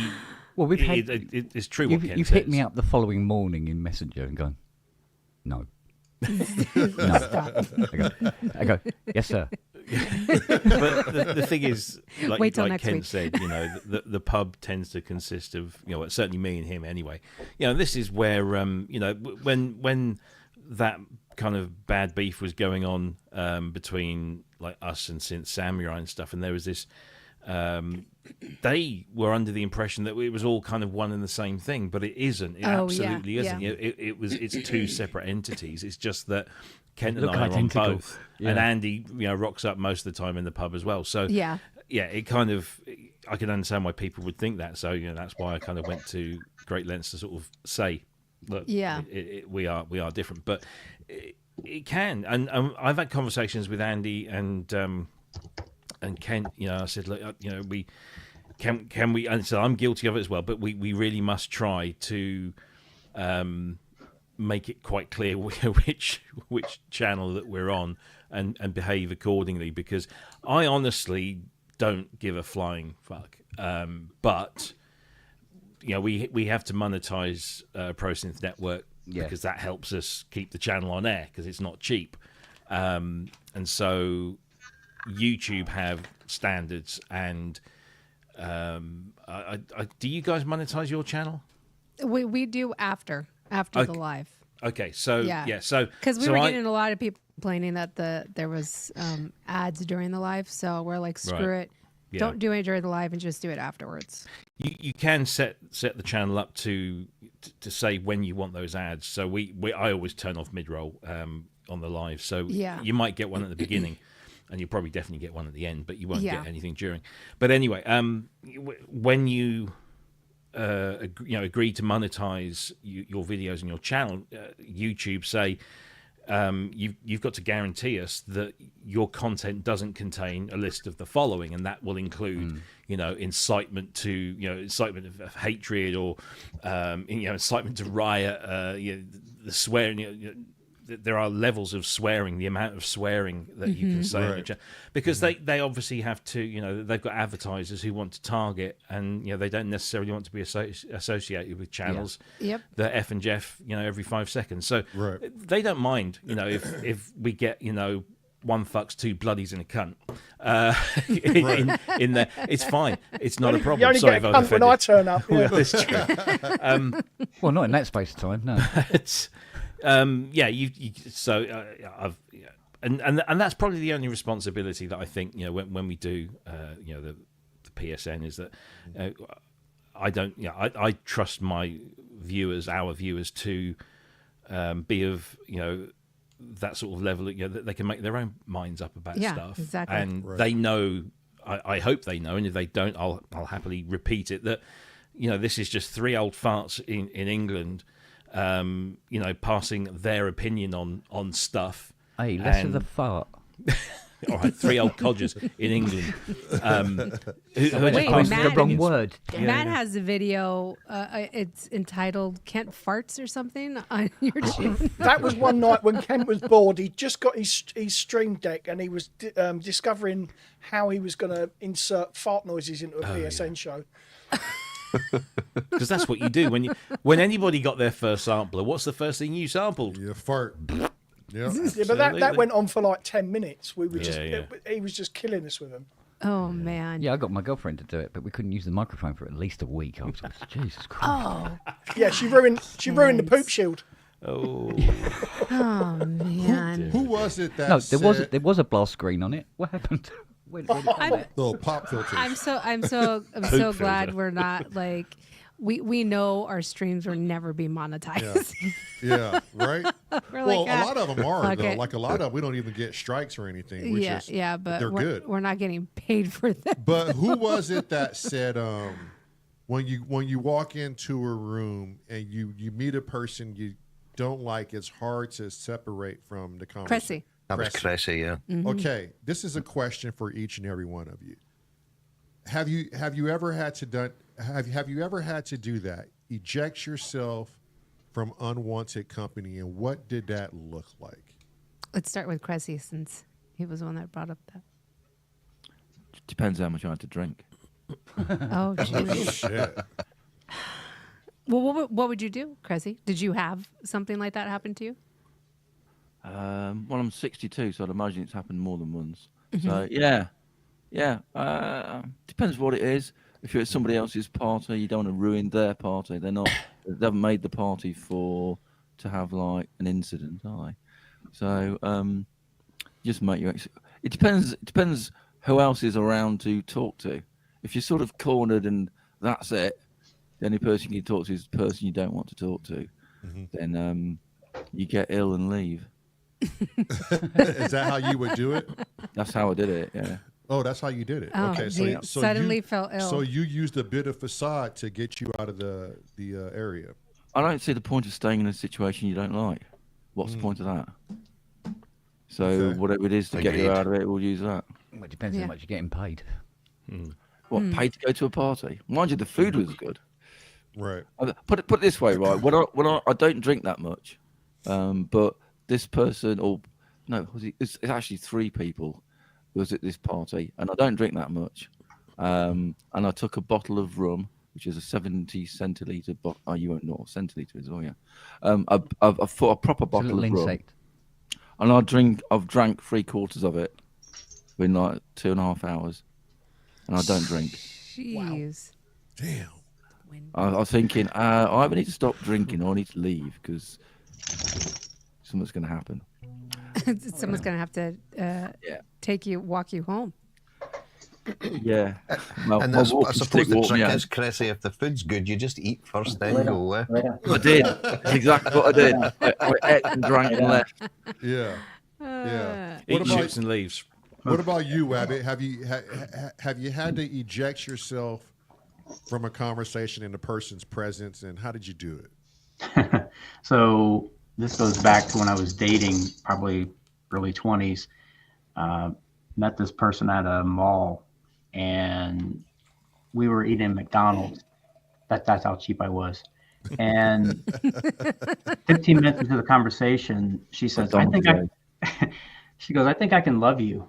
And I thought, that's a red flag. So I said, you know what? I actually forgot something for you in the car, and I left. Never came back. Holy shit. So Wait, that was did you, Rabbit? Did you meet? You said you met her there. Yeah, we met at the mall. She was Oh, working okay. at a shop, and we had lunch. So 15 minutes. I mean, looked me square in the face and said, "Yeah, I think I can love you." And it was like my appetite disappeared, and immediately it's like, how do I leave? So the did your situation? direction. Yeah, pretty much. I mean, I could have farted, but I didn't have. McDonald's doesn't give me gas. We weren't at Taco Bell, so that wouldn't work. Right. So I basically just like, well, what can I do to get out of this? And Yeah. she's carrying on. I didn't hear anything. You've probably been in a situation where someone's talking to you, and I didn't hear anything. All I could hear was, how do I get out of this? What do I do? This is uncomfortable. Right. And I think maybe she was saying something. Say, hey, I forgot something. Let me go to the car, grab it, and took off. This was in the days of like AOL, and you know, you didn't really have to have any accountability, and you could kind of block people, so it was okay. But yeah, outside of that, I've always been kind of a me person. I don't, I work from home, so I don't really go out and do much. So as I get older, I think for me, it's like, if I were in that situation, it's like, I can just go, I try and drive places if I have to go someplace, so I'm not stranded. But yeah, that was and when I tell that story, some people are like, wow, you really did that? How rude. Like, wait a minute. Let's not focus on what she said. That's right. Yeah, that's scary. I get told I'm the bad guy because you left somebody hanging. It's like, no, I got out of there. That was not comfortable. You feared for your life. James Dyson wants to know, do you still have her telephone number, Rabbit? He said, please. He said he's just asking for a friend. Well, she's here tonight. Oh my God, the crazy rabbit! I'll tell you. Uncle Chrome said it was probably her method to get rid of you. Oh shit! Ever thought of that? See, Rabbit, you see what you're dealing with, a 500 IQ big brain bastard like that. He'll throw it back at you. Throw it right back at you.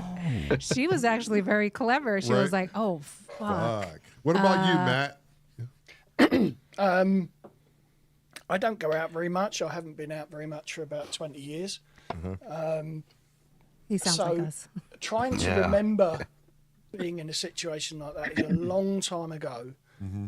My memory before isn't very good either. I can't recall a situation where I've had to extricate myself from a bad situation. I really can't. Yeah. Lucky. Well, I mean, that's pleasant. Scotty, what about you? I'm trying to think, really. I'm kind of very, very similar to what Cressy said. I will just duck away. I would sort of just quietly bail out and not really say anything. If there was people there that I know, then I'll let them know that I'm leaving. But if there's someone there that really is just ruining the vibe or anything for me, I would just slowly drift away to maybe go over and talk to someone else and then just bail out, to be honest.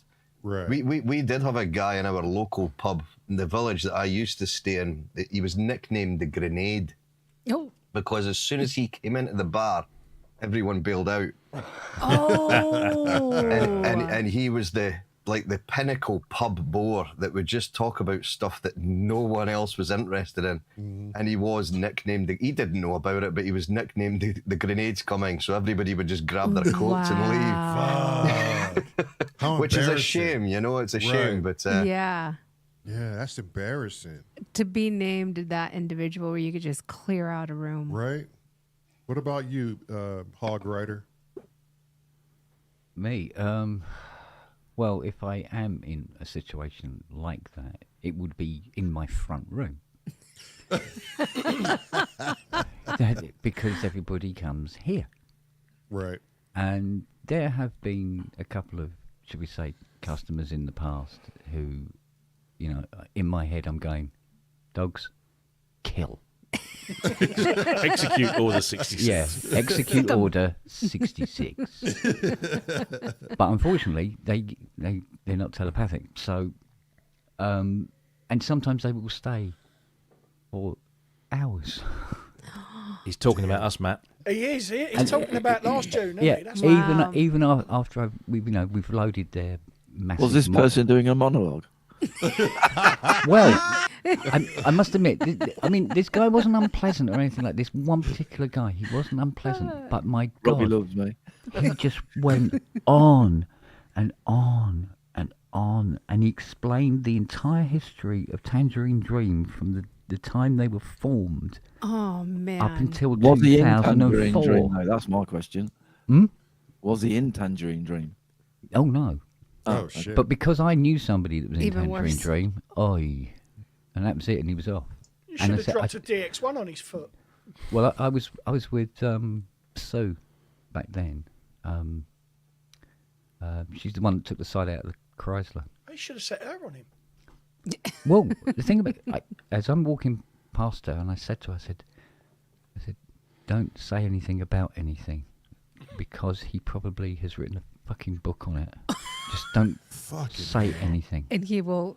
Don't offer him a cup of narrate tea. it We'll get the verbatim. entire history of the bloody East India Company. Kent, what was so bad about the conversation? Was it a guy that was trying to one-up you all the time, or is it just... Oh yeah. he had a- There was all that, but it Okay. was just him speaking. He was very monotone, and I wanted to slash my wrists, but there was nothing sharp nearby. Oh, shit.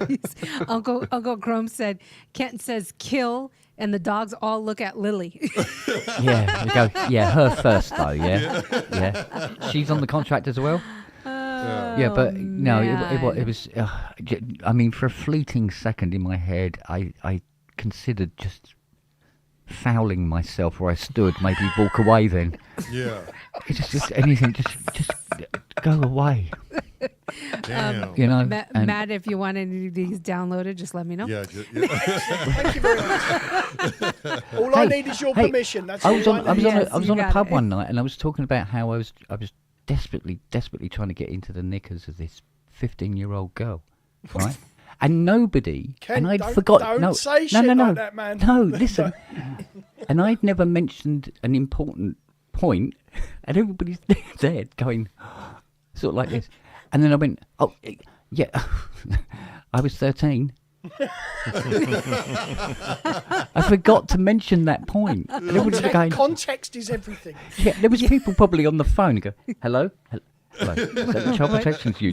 You tree. Get thong, everyone. Oh, context. Yeah. Yes, so Yeah, exactly. important. Like It's so commas. Details are are needed. Yeah. so important in sentences. Yeah, but I think when it comes to Look, it's a pussy a pussycat on on Wabbit's desk. I'm going to try and have sex with it. So, but you know, you do if you get comfortable. I mean, you do things like, especially with the pub, you get comfortable. Uh-huh. and you're talking about everything. Nothing. I mean, nothing's, off topic. Nothing. Right. Oh, don't go there. But no, you want to talk about something, talk about it. Right. And we have done. And we have done, yeah. Yeah. Yeah. And The the cat whole, stared well, at me. anybody could watch this at a part of it. Isn't really a big problem because no fucker does, Right. Yeah. right? So it was only until the pub started to get a sort of like a little bit of traction, and suddenly there was a lot more people watching it than there was people ever in the chat. Because at one time of day there'd be like 20 people watching the pub, and there'd be 20 views. Yeah. Right. There'd be no fucking likes, but because you don't have to worry about it because we're not trying to promote it. Yeah. Right. And all that Right. sort of thing. And but then there'd be a pub, and you go, wait a minute, over 850 people have watched this pub. There was only about 12 of us on it. There was only about 20 people. And wait a minute, what's going on? It's like, hey, there's a lot more people watching this. And I go, oh, do we have to start being careful? No, that's probably why they're watching it, because you're not careful. Right. Well, I want to get maybe, into that yeah. 15-year-old girl's Yeah, pants. I mean, yeah, but when you're living in the world, maybe not. I don't know about at the moment, but there's certainly been a period of time where I'm not. I don't want to use the word woke. Let's say oversensitive attitudes I have been like going that. around, and there's been it's been very popular for people to be offended on other people's behalves, regardless of whether they're offended or not. Right. Oh my So- God, we had a client like that in Washington. Yeah, we did. There you go. You see, Offense by We've had it on the proxy. pub. yeah, We've had it exactly. Yeah. Man, And- this lady was crazy. So the pub was basically a sort of like, fuck you, straight back at it. And so it was a place where people could come and they can talk about anything, and it's just like, say what you want, and it's quite therapeutic. The thing is, technically it should be private, but if it's private, then other people can't benefit from it. Right. And I Right. must admit, I think, how long's the pub been going? What, 2 years? Oh, or three something? at least. 3 years? Yeah. I think, generally speaking, we've been immensely lucky. Especially when you watch back some of them, you go, oh, no. But Did I really say that? yeah, but because there's always this element of, but everything that's said is linked in some way into some kind of humour. Excuse me. So if anybody's taking it seriously, they're a fucking idiot. Yeah. Right. Kind Yeah. of attitude to it. Yeah. So The woke. The woke. yeah, I adopt the Jimmy Carr approach to this, which is like, where he says, if I tell a joke and you're offended, that's your problem, not mine. Yeah, exactly. Yeah. What about you, Robbie? How did, Oh, you, Robbie how is did you weasel your way out? Wait, Robbie's completely offended by this whole podcast currently. I, on frequent occasions, if I've been somewhere where I don't want to be because of an individual or group, I'll just fucking leave. I won't even tell anyone. I'll just walk out. I was on a works do a few years ago, and there was one guy there particularly. Whenever I would visit the office, you always get that, you sort of get a vibe about someone, and I always had this little vibe about him, but our paths never crossed because we were working in different departments and stuff. And we went out on our Christmas, company meal, and he was everything that I thought he probably would be and more. And he was in my vicinity for a significant amount of time, and I just can't.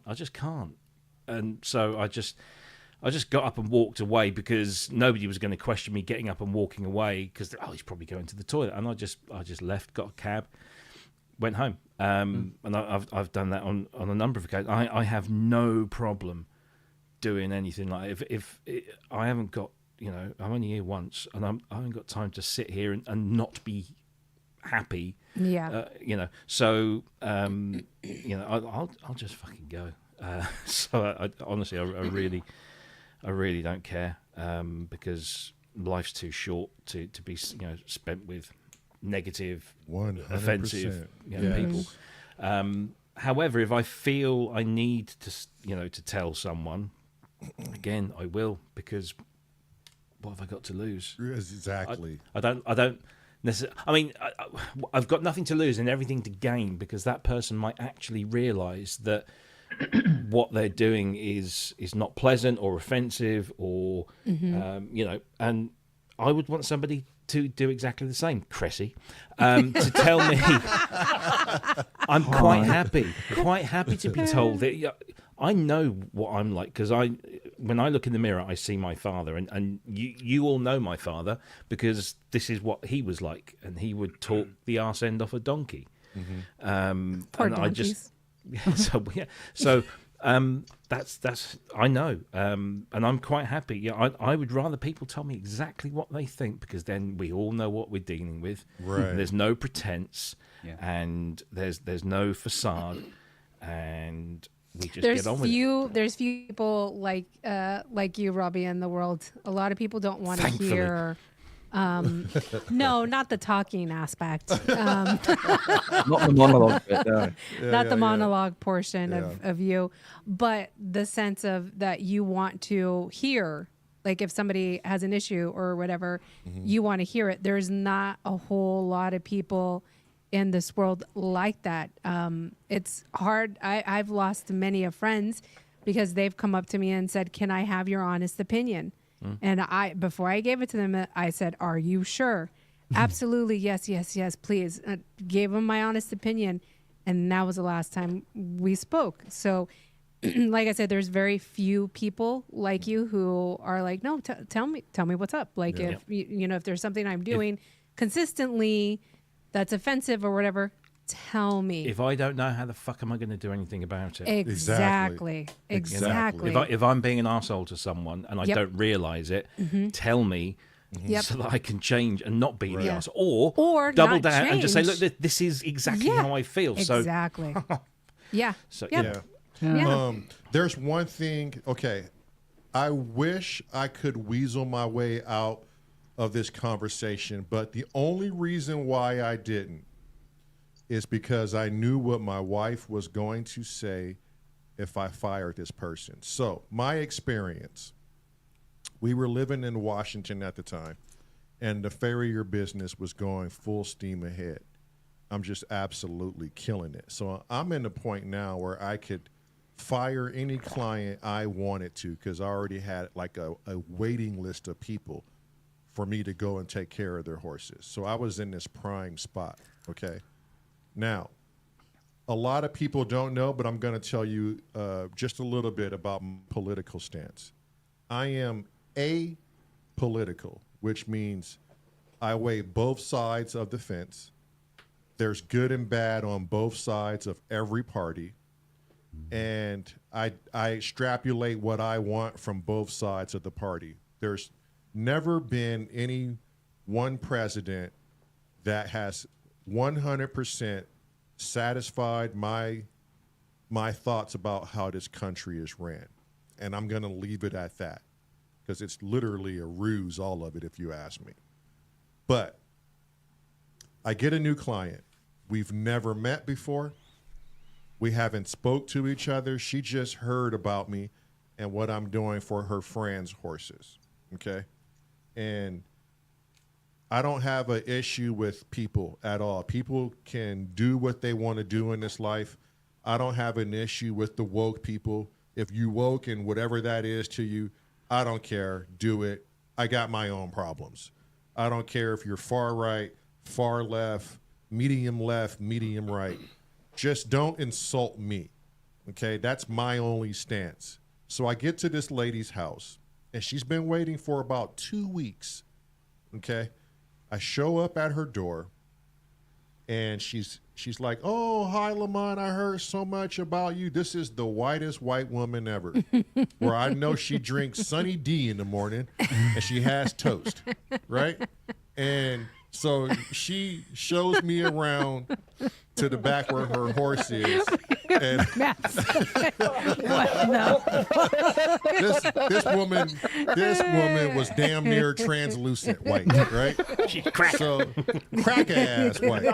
And so and here I am, you know. And here's the thing about like, and now I'll capitalize on why I asked you guys this question, and it's all to do with how much of you do you sacrifice in front of people. And so we walk around to her backyard, and she shows me her Frisian. Now, for those of you who don't know what a Frisian is, it's a black horse with feathers. Very, very beautiful horses. They have very beautiful gaits, and I love Frisians. They're expensive horses. So if you get a chance, look up a Frisian, and you'll see what type of horse this is. So people who own Frisians, in my experience, not all, but majority, they're very well off, and they carry this posh attitude about them. Okay, so then take in mind we haven't met before. Before I've done any work, I'm unloading my truck and I'm getting my anvil set up and getting my chaps on and go evaluate this horse. Mind you, MARELYN is not with me. MARELYN, when she's with me, she takes all conversation away from me and let me do my job, and she talks to the client. They don't talk to me. But unfortunately, the wife was not there. And as I'm getting everything ready, out of the blue, this woman says to me, you know, Lamont, I heard a lot about you, and they said you were a black farrier, and I knew immediately I had to have you at my home. And not only did I hear that you were doing so well in your field that I just wanted to tell you these words, and I hope they mean a lot to you, but I want to tell you your life matters. Right? So me being me, and I was probably stoned at the time, because when I get stoned and get under a horse, I leave ego away, and the horses know I'm relaxed and I'm about ready to get in there and make them feel good. I'm about to tap in and tune in with the horse's consciousness, and I really believe I do. And I sat there for a moment, and she looked at me, and I was still lost, like as to what to say in return to this woman. I think I was there with you because I commented. I don't think you were. I think I told you about it. I'm sure I did. But anyhow, so as I sat there, oh, no, you might have. I was there because I said something to her. Yes, you were there. Okay. Yes. So that was the other woman you're probably going to talk about too, about getting out of a difficult situation. Mm-hmm. But so it literally, if you guys were there, you could see my face expression and me staring at her, trying to come up with a something, right?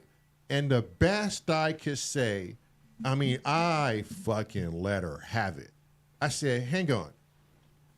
What did you say? And she says, your life matters.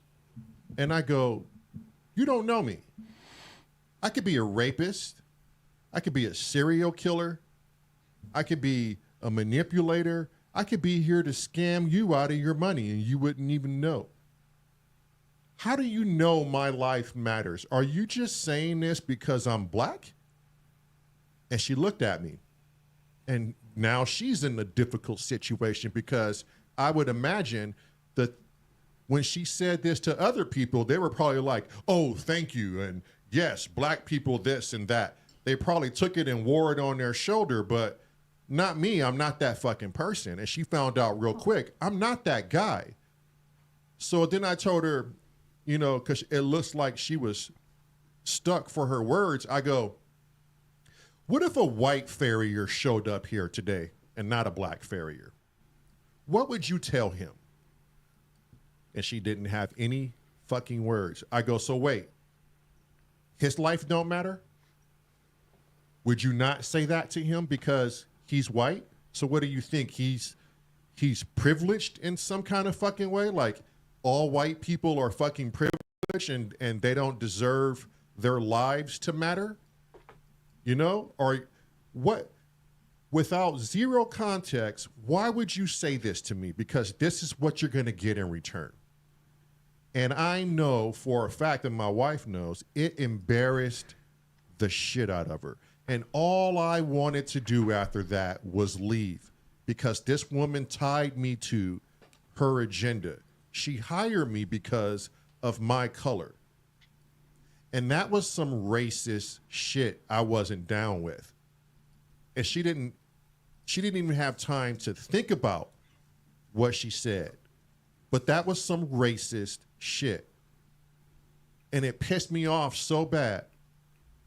I wanted to pack my tools up and leave immediately after I verbally jujitsu'd her fucking ass. But my wife looked at me, and you know, Marilyn is very tuned in to me. She looked at me with the Marilyn look, and then she looked at that Frisian horse that needed my help. And she looked at the horse again and looked at me. That told me, you're not here for this fucking woman. You're here for that horse over there. And I'll take over the conversation. And whether she was cool with it or not, I can instantly tell she was so embarrassed. And I think she was hoping we didn't leave after her comment. She remained silent for majority of my visit with her horse. The horse that I correct over the next year, by the way. Yeah. That ended up giving, you know, more work ethic and more work output for her because of me. And Marilyn took over the conversation. So that right there was one of the things that I experienced in life that made me super uncomfortable. I wanted to weasel my way out of it, but instead something good came from it. Because the next few visits, that woman, a 100% turnaround on how she thought about things. And she started to realize how that came off, what she had said to me, and we ultimately became great friends. And she apologized. And she afterwards. apologized. She totally apologized. Yeah, and I remember that day because I kind of broke up the tension that was in the air, and I looked at her, and I said, "Man, his life really matters to you because this morning I sure wanted to kill him." Mm-hmm. and she laughed as I limped over to the horse. Yeah. Did she initially perceive what she was saying to be a good thing herself? Yeah, she did. Yeah, she did. Mm-hmm. But you know where it stems from? It stems media from doesn't help. Yes, it stems from some fucking ideology out there. Yeah, that Black Lives Matter. You know, I don't even understand the person who brought up Black Lives Matter. I don't even think they understood. This goes back to self-awareness. What they were doing when they did that, the outcome of people's ideation. It may have meant one thing to the person who invented it, but was it not the George Floyd thing that kind of really kicked that off? Yeah, that really. But Black Lives Matters was even before George Floyd, right? But it really brought it to light. Yeah. So what one thing means to one person is totally subjective to everyone else. You know what I mean? It's not going to carry the same weight.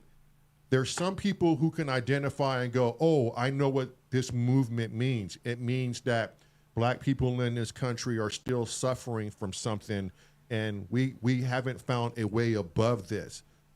And it means something else to someone else. And that subjectivity just keeps going down the fucking line, and it evolves into something greater than what it was, whether it's for the negative or the positive. But for this woman, all she heard was Black Lives Matter, and she didn't know how to discern it when she met an actual Black individual. You know what I mean? If I was talking to a Black person who was militant, who was pure kill crackers, you know, Black Lives Matter means something different to that militant mind. If you ask me, Black Lives, it's like, well, I'm a deep thinker. What are you saying Black Lives Matter? Whose? Which? How many? Is there a definition? What context? Because I've done paramedic work for 911 for 15 years, and I've seen what Black people do to each other. I had to plug holes in a 7-year-old black girl's body because some black guy was trying to shoot some other black guy, instead shot this child. What was the anger I had behind that?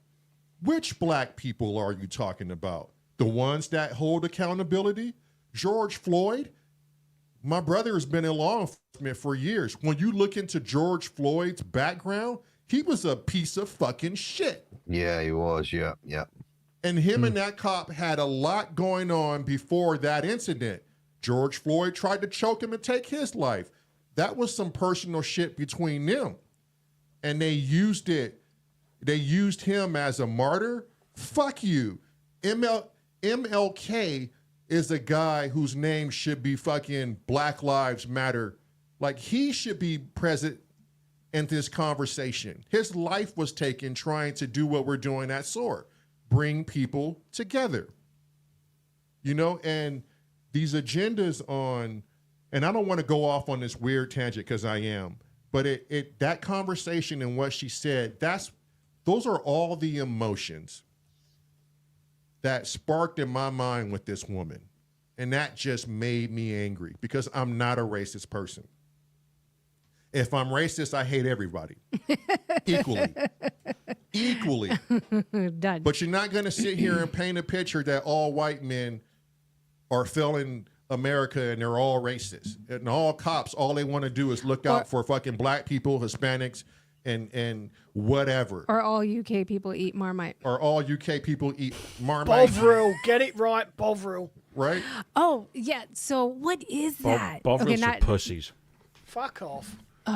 So I don't want to go down that deep road. I just want to say that was one conversation that I couldn't get myself out of. It made me fucking upset, and clearly, God damn it gave me a rant moment.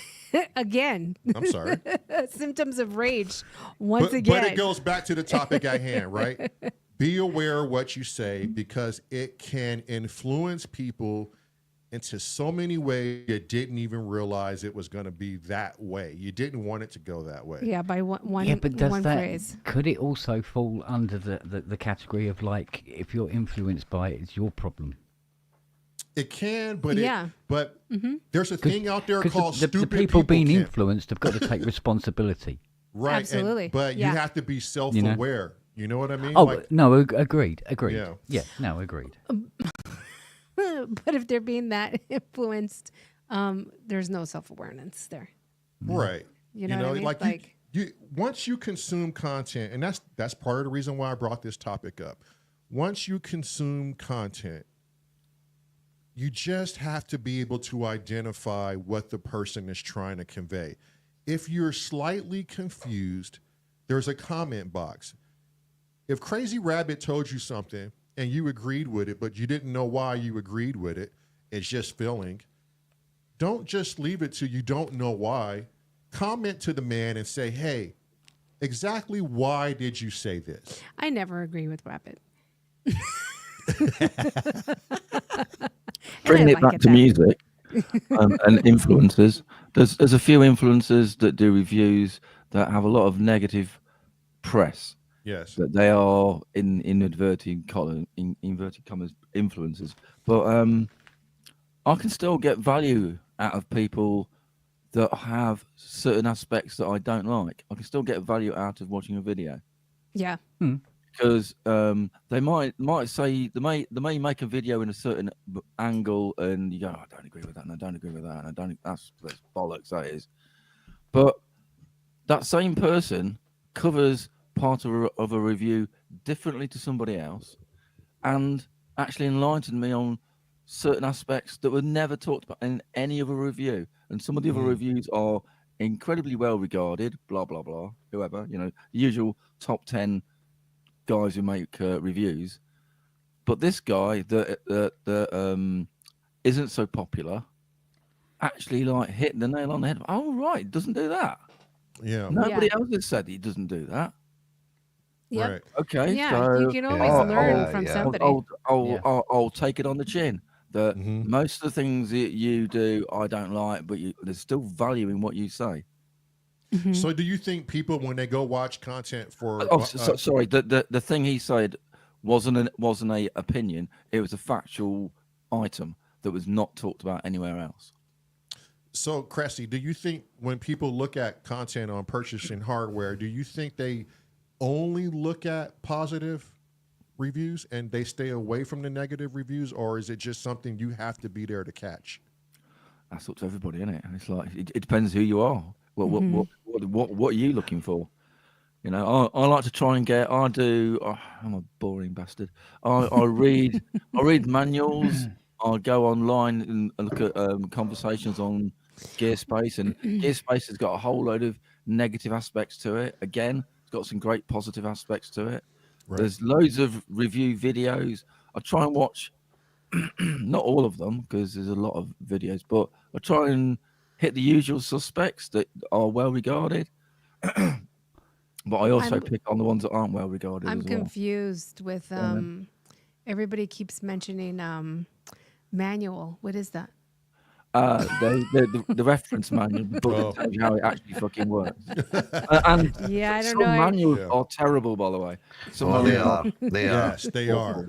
They are. Where is Mike Metley anyway? What is that, Rob? What's that, Robbie? You're holding up. What is that?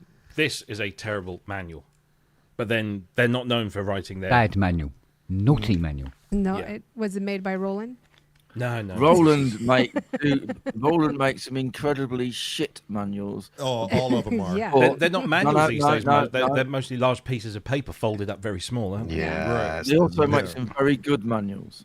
Yeah. Right? Yeah. Well, Robbie, I've got to go now, and I imagine you're feeling ill, aren't you? Remember that now? Hint. Robbie's like, I think that's because Andrews came in. pay attention, Robbie. Pay attention. God damn it, Mario. Hi, Andrew. Yeah. It's racist. Call me Mario. Well, you know, Kent's Cressy off to play Lego. Duh. brings Robbie. up an interesting point now. How many people just listen to PSN because they're going to get what they want and that's it? They're not going to hear Robbie say, "Oh, this is shit. This is what's wrong with this is shit." It's probably going to be Robbie reviewing it, not going too crazy into it. And There was a piece of wood that somebody released that was supposedly a synthesizer of some kind. The plank. That didn't go down too well. The MIDI plank. If people listen to just PSN to get their information, then I'm very sorry. With all due respect, you're bloody stupid. Yeah, but I thought the best review for that instrument was to try and hang myself on live stream. I've got to find that. Jesus, can't. I might even have that somewhere. I've got to look that one out. Got a USB cable. Just went, He did. He hung himself. it was a live on fucking the stream. guitar nailed to a piece of fucking wood. A very nice piece of wood, but It was a very nice piece of wood. It could have done with Sound like being Soma stained and Labs. waxed and polished. but- Sound like Soma Lab. Could be. I don't know what they're It's talking very- about. no.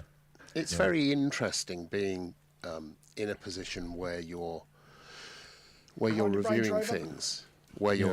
things, and you know people may listen to what you say, and you know there have been occasions we often disagree about stuff, as you'll have noticed, and sometimes we agree No, we don't. wholeheartedly. For better or for worse. I'm happy to listen to their opinions, but at the end of the day, I'm always right. Yeah, no, but that's shit, the there you beautiful go. bit. Andrew will sort of go, "Oh, look," yeah, and I'll be going, "No," and then Robbie come back and goes, "Well, forget what they just said. This is what I think." Yeah. And everybody goes, "Yes, Robbie, yes." Oh Lord, Robbie.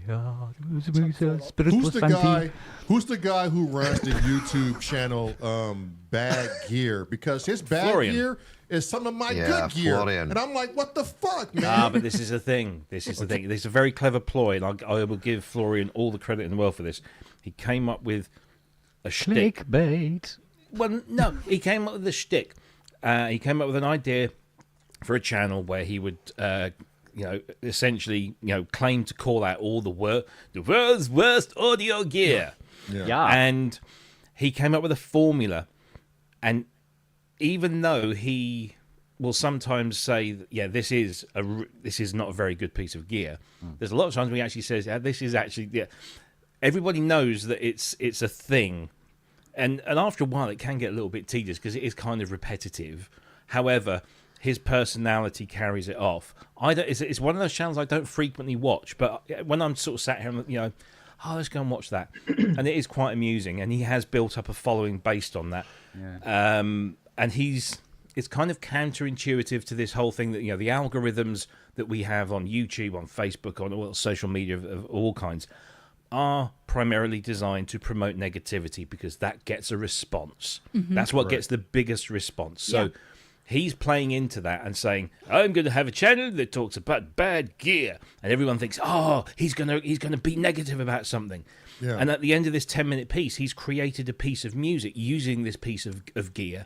He's come up with some very good pieces of music, some great pieces of editing with his memes and his word things, the word collages that he does. He's also an incredibly out of that channel. He's an incredibly clever man. He's got degrees coming out of his wazoo, and he's if you subscribe to his Patreon, there is actually a Patreon level where you can subscribe, and he will give you business lessons. Because that's one of his qualifications so he will give you if you're starting a business, he'll do it. He's a very, very clever guy, and yes, he really does talk like that in real life. He's tricked me more than once, that bastard. I'm like, I thought you said clever. This was bad gear. He had the Lyra 8 on bad gear, and I'm like, I get it. He's got people to click on this thing, thinking it's bad gear, but he's made something beautiful out of it. Yeah. Yeah, and he's a very clever guy. Got a lot of time for him. Not my favourite channel in the world because I say it does get but he's who was the chappie a couple of weeks ago that he put out a video and he's ranting like hell and he's giving up. He's not doing YouTube anymore. Scott McLean. Oh yeah. I see he had a video up today. Oh, did he? Yeah. He's back. He's back. That didn't last. Yeah. He's back. Yeah. He got a But when bump you in say subscribers. things like that, He's like when you Tom Brady, keep coming back from retirement. Yeah, well, this is it. But when you say, you're sort of like, and I've had enough of this, and I'm never doing another, and you can all go for it. And the dust covers all over the synths for dramatic effect. Right? Yeah. But then, and comes back and does another video. He goes, right, well, now that previous video, which is him losing his shit and going to close it all down and giving what legitimacy his argument had, now becomes, baby thrown right out the pram type of scenario because he's come back. How many of us, when they saw Scott's I Quit video, said, give it 3 weeks? Let's face it, all of us. Back Monday. I mean, you see that all the time. Yeah. Yep. The fact that the whole video ended with, I may change my mind in a month or so, but for now I quit, kind of told me everything that I needed to hear. Yeah. I think part of this, I watched it.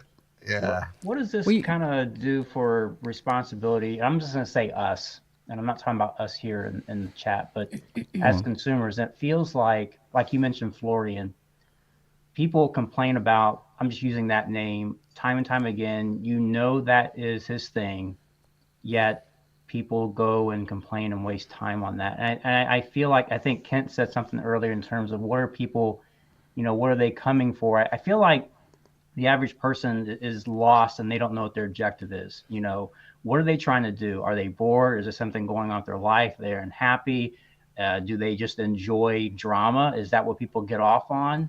And it goes back to the thing that all of us have certainly got a lot of views. Yeah. It becomes self-reinforcing behaviour, doesn't it? Though, when they've already got, they want to bitch about something, and they want to be heard, and they want to be a voice, and they want to be paid attention to. So they'll go and seek out these channels where they can jump on and go, yeah, that's right. People are ripping us off for foot pedals or synths or whatever it is. People are ripping. These manufacturers are doing, and it's nonsense. It's nonsense. But they get a chance to do that. But it's low-hanging fruit. There are two channels. To create a video with no actual knowledge of anything. All you're doing is being negative. It's incredibly easy to be negative. There are two channels out there that I could say. So, and I don't care. I'm going to say it out loud. Espen Kraft and Ben Jordan. Now, both of those people have, particularly Espen in recent weeks and months, have come out with incredibly negative videos. You know, the whole synthesizers are a scam thing, and then another one just recently where he holds up this chip that costs like $2, and this is an entire synth on a chip, and it's $2. And so he's using that as an argument as to why a synthesizer is so expensive. But then you got Ben Jordan, who I have a huge amount of time for, because he is incredibly thorough in what he in his research and his fact checking, and he'll have legal people go over to stuff to make sure that what he's saying is factually correct. And he will rip somebody a new arsehole because they're ripping us off or they're doing this. He famously called Behringer out because they were claiming they were going to for every how many synths they sold, they would give some money towards a charity that would provide instruments to developing countries. And Ben was like, I'm going to check this shit out. And he checked it out, and it seemed that actually they were doing exactly what they said. So he made a video that actually said, look, I found this, and they've done this, and here it is.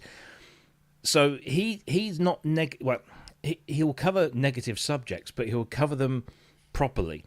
Whereas then you've got these other channels, Espen being one of them, where they are negative, in my opinion, simply for clicks and likes.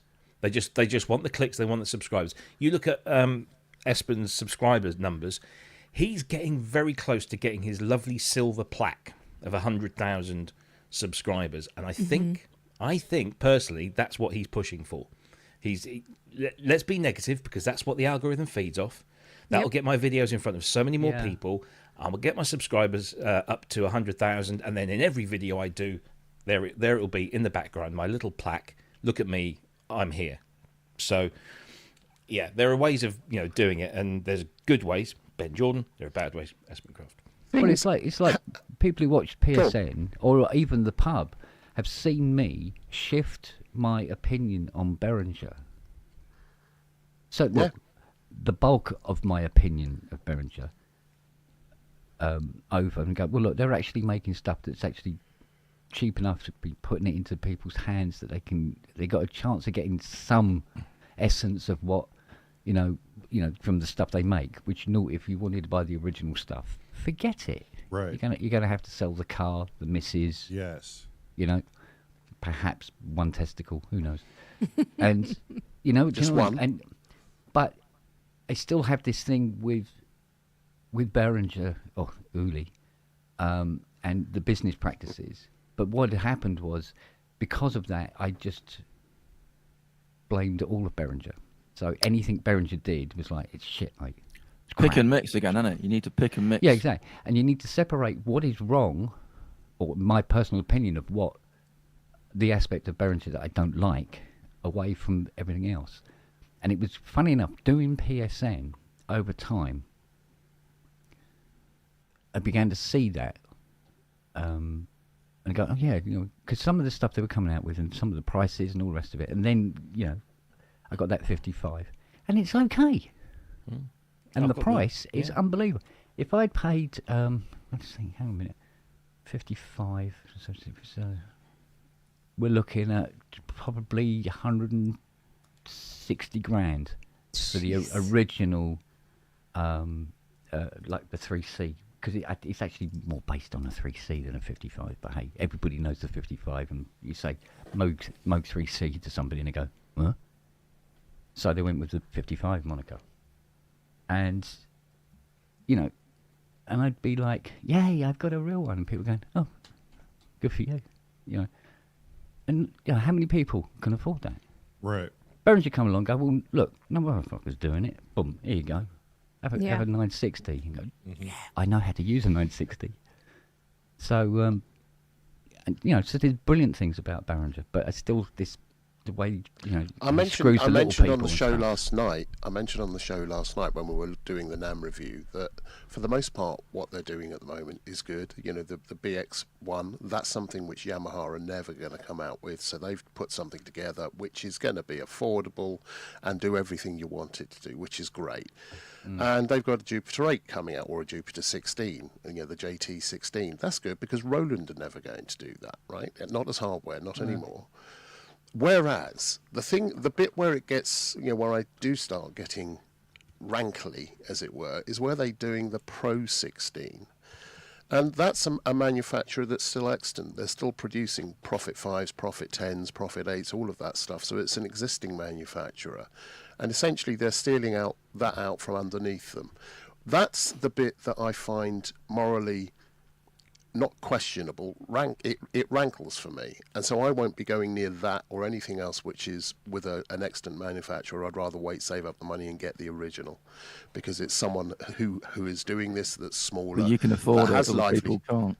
You can afford it. I can't. I can't buy it. Other people can't buy the sequential version, mate. So that's why Behringer make their version. Simple as that. Yeah, but it's still stealing intellectual taking property. away money from people, the jobs at the people who are Profit. after the profit version, but made by Behringer, will never be able to afford the sequential version. They're not the customer. You're missing the point. No, I No, get that. the point is it's property theft. That's the point. It's illegal. No, it's not. Well, how can it? It even looks like a Profit 5. Are you kidding me? Yeah, and that's totally fine, mate. What about guitar? Okay. There is the argument about there are limitations. Bullshit. Fender. No, it's taking the piss, mate. They can. It really I is. don't disagree with you, Chris. I don't disagree with you that they're doing lots of really good synths that are really affordable, and I admire that. They're putting synthesis in the hands of people who otherwise wouldn't do it, and lots of really good. Stop that, you twat. Will you stop making those bloody hand signals then? Jesus. Yeah, I know. Lots of really good synths. He can't help himself. He's normally doing it every other time. Sorry if he talks like that. But if there is a manufacturer who is existing that employs people to turn their stuff out, people can't afford it. They can't afford it. Buy something else by Behringer that they can afford. Buy something else by them. Behringer shouldn't be putting this out because they are going to be taking away. Certainly, they're going to be causing people to question whether or not they should be buying anything from Sequential, and whether or not you like the price or not. I just find that smells a bit to me. So everything else, I'm good with. Then, is it? Two things. Yeah, but to be fair, isn't this really Sequential's problem? And they should be dealing with it then. And yeah, it is. And why aren't they dealing with it? You yeah, have to exactly. ask yourself that question.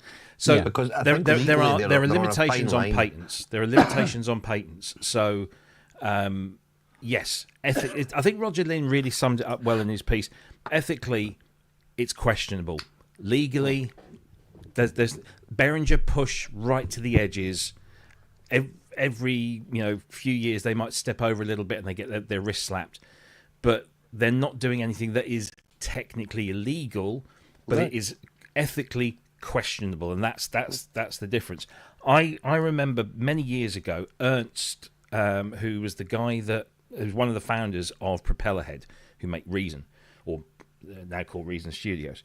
He was asked this question about the fact that at the time the Reason application was one of the most cracked and easy to crack applications that was available to download. So people were just downloading it all the time. And Ernst actually said, look, as a business, we're doing okay. Obviously, I would rather people buy a copy, and therefore they'll get all the support and the updates and all of this kind of stuff. However, and this was the thing that took me by surprise initially, but then the more you think about it, the more he's actually probably got a point. He said those people that are downloading a cracked copy of Reason, they might be a version behind or whatever, but those people are by and large not ever going to be buying my software full price because they either can't afford it or they're just dabbling. They just want to see what it's like. He said there's nothing I can do about that, and that's fine. They're not technically eating into the market. So as Cressy said, if I'm in the market for a profit type synthesizer and I've got $5,000 in my wallet, I will buy the sequential every day of the week. I won't buy the Behringer and think, what else can I spend the rest of my money on? Because if I've got the money, I can afford to buy a sequential synth, I will buy the sequential synth. Right. But there are lots of people out there who don't have that and will never have that. So that technically sequential aren't losing a customer.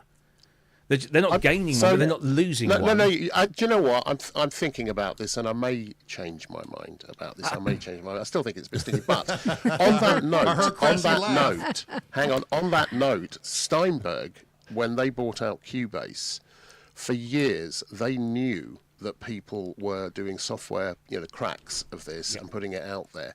And they really didn't go after a lot of people for a very long time. And the reason was very simple. They knew that in the same way, some of the people buying it would just diddle around with it, some couldn't afford it, that kind of thing. However, what they did in the meantime was build up a user base of hundreds of thousands of people that were using Cubase software, that eventually a very large percentage of those, became customers one way or the other. Exactly. Right. So they paid it forward. They said, let people do what they want. We're going to be developing this. At some point, some of these people will jump on board. And now it's, there are more people with legitimate copies of Steinberg stuff. Exactly the same with Native Instruments and Contact. The reason that Native Instruments didn't do anything about the absolute, tsunami of cracked copies of Contact was just like it was the gateway drug, because where they were making the most of their money was selling the content and the licenses for the content. So Contact was just a tool, but charging developers to put their stuff onto the Contact platform and developing content for the Contact platform themselves, that's where the money was. So you seed a user base, and whether they're using a genuine copy or a cracked copy, they can't, they'll want to consume the content that goes with that stuff. And so that's where, so look, there's probably not a company that we use from Sequential to Behringer, from Arturia to, pull a name out of that, Yamaha, okay? They've all probably done something ethically questionable. We just maybe don't know so much about it. Roland, Yamaha, and Korg all got hauled over the coals the other year for price fixing.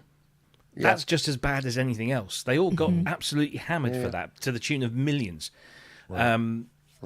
Arturia make plugins of the software versions of other people's stuff. Now, I know that for the most part, they seek the permission. Like, their Korg MS-20 has got Korg on the front. The only reason it has Korg on the front is because Korg said, you may do this. Ooh. So, but everyone's done something that we could say, they're sort of, questionable. So do you think the market is geared for, and I know the answer to this, but to direct it to Cressy, do you think the market is geared for the guys that go, I'm saving all my pennies and buttons, the Hydrasynth is coming out, I don't care what I got to do, I'm going to save to get the Hydrasynth? Or is it geared to people that they're on the impulse of, I need to have this now, I can't wait? Is it for the impatient people out there? Which Hydrasynth? The Deluxe, the Explorer. Well, exactly. Yeah. So when you say I'm saving my pennies for the Hydrasynth, right? If you've only got enough pennies for the Explorer version, then that's the one you're going to get. If you've got loads of money and you're a really good keyboard player, you might want the really big one. Mm-hmm. But then again, you'll need the money, won't you? So and you might have some people who are thinking, where's the fucking VST of the Hydrasynth then? Why can't I just get that? Why do I have to buy hardware? Mm-hmm. Where's that? Why don't they do that? Could that be a clever ploy of ASM to say, actually, look, we've come out with the Hydrasynth, and then we've just released the Deluxe. That's the big boy. But we're aware that somebody might come along, it might be Behringer, might be somebody else, and come up with with a copy, because it's possible to do. Now I'm sure that they've protected themselves with patents and everything, and it's a new instrument, so those patents will last for at least the next 20 odd years. But it's very clever of them to have produced a standard keyboard version, the deluxe keyboard version, a desktop version, and a mini keys version, because there is a Hydrasynth now, technically, for every budget. Right. Yeah. Right. and you'll get almost a similar experience. And But so who's to say an individual can't save for whatever they want? If I want a profit 5, I'm going to save to get a profit 5. But if I can't wait, a long time then, won't you? well, Yeah. But if I can't wait, then Well, I'm you going to do, go with a rob one. Behringer product. Yeah.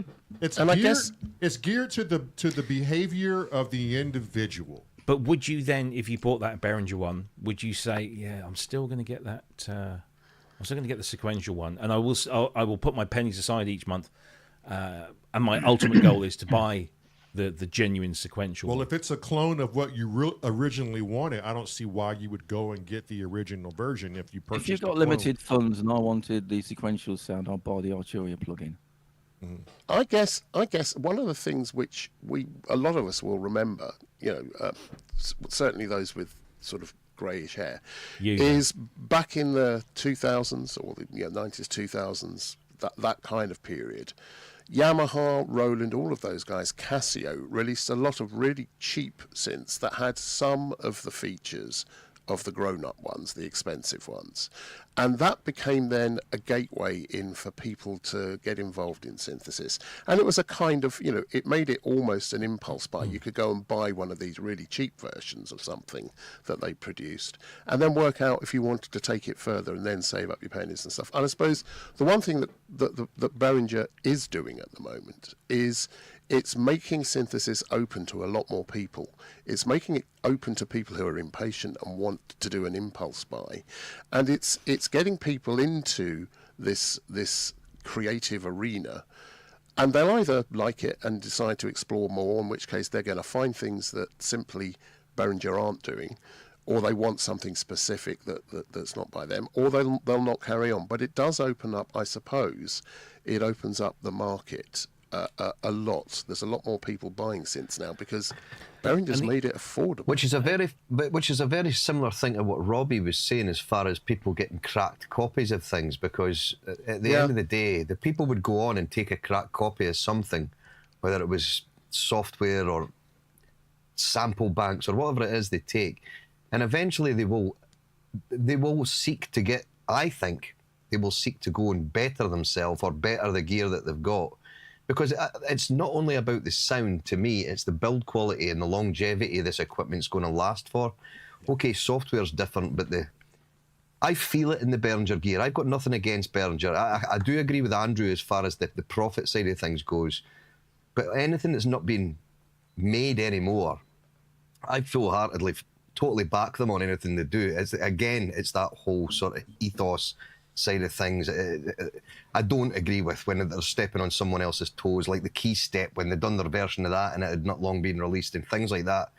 I didn't agree with that. But the things that are no longer in production and nobody's got any interest in producing is great, because it does give people that introduction into how a synth is. And I do think they will eventually step up and say, no, I want to get myself a real sequential, because the build quality is second to none with all those synths.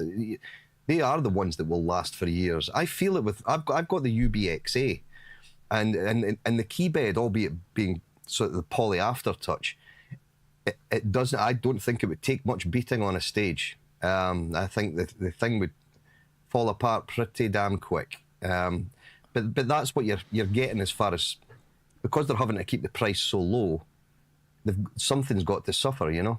How many Behringer products do you own, Scott? I've got a few of the little boxes. I've got the Model D, I've got the Pro 1, I've got the Neutron, I've got the K2, I've got the Behringer DeepMind 12, and I've got the UBXA. Do you regret buying any of those products? Not at the moment, no. No, I don't Not regret. at the moment. Yeah, And I just it's put in some of them, certain things have failed. Mean it's any good. Wait, Sorry? Cressy? Sorry, what was that, Cressy? I'm saying that an expensive product doesn't implicitly mean it's built well. Yep. That's an incorrect statement.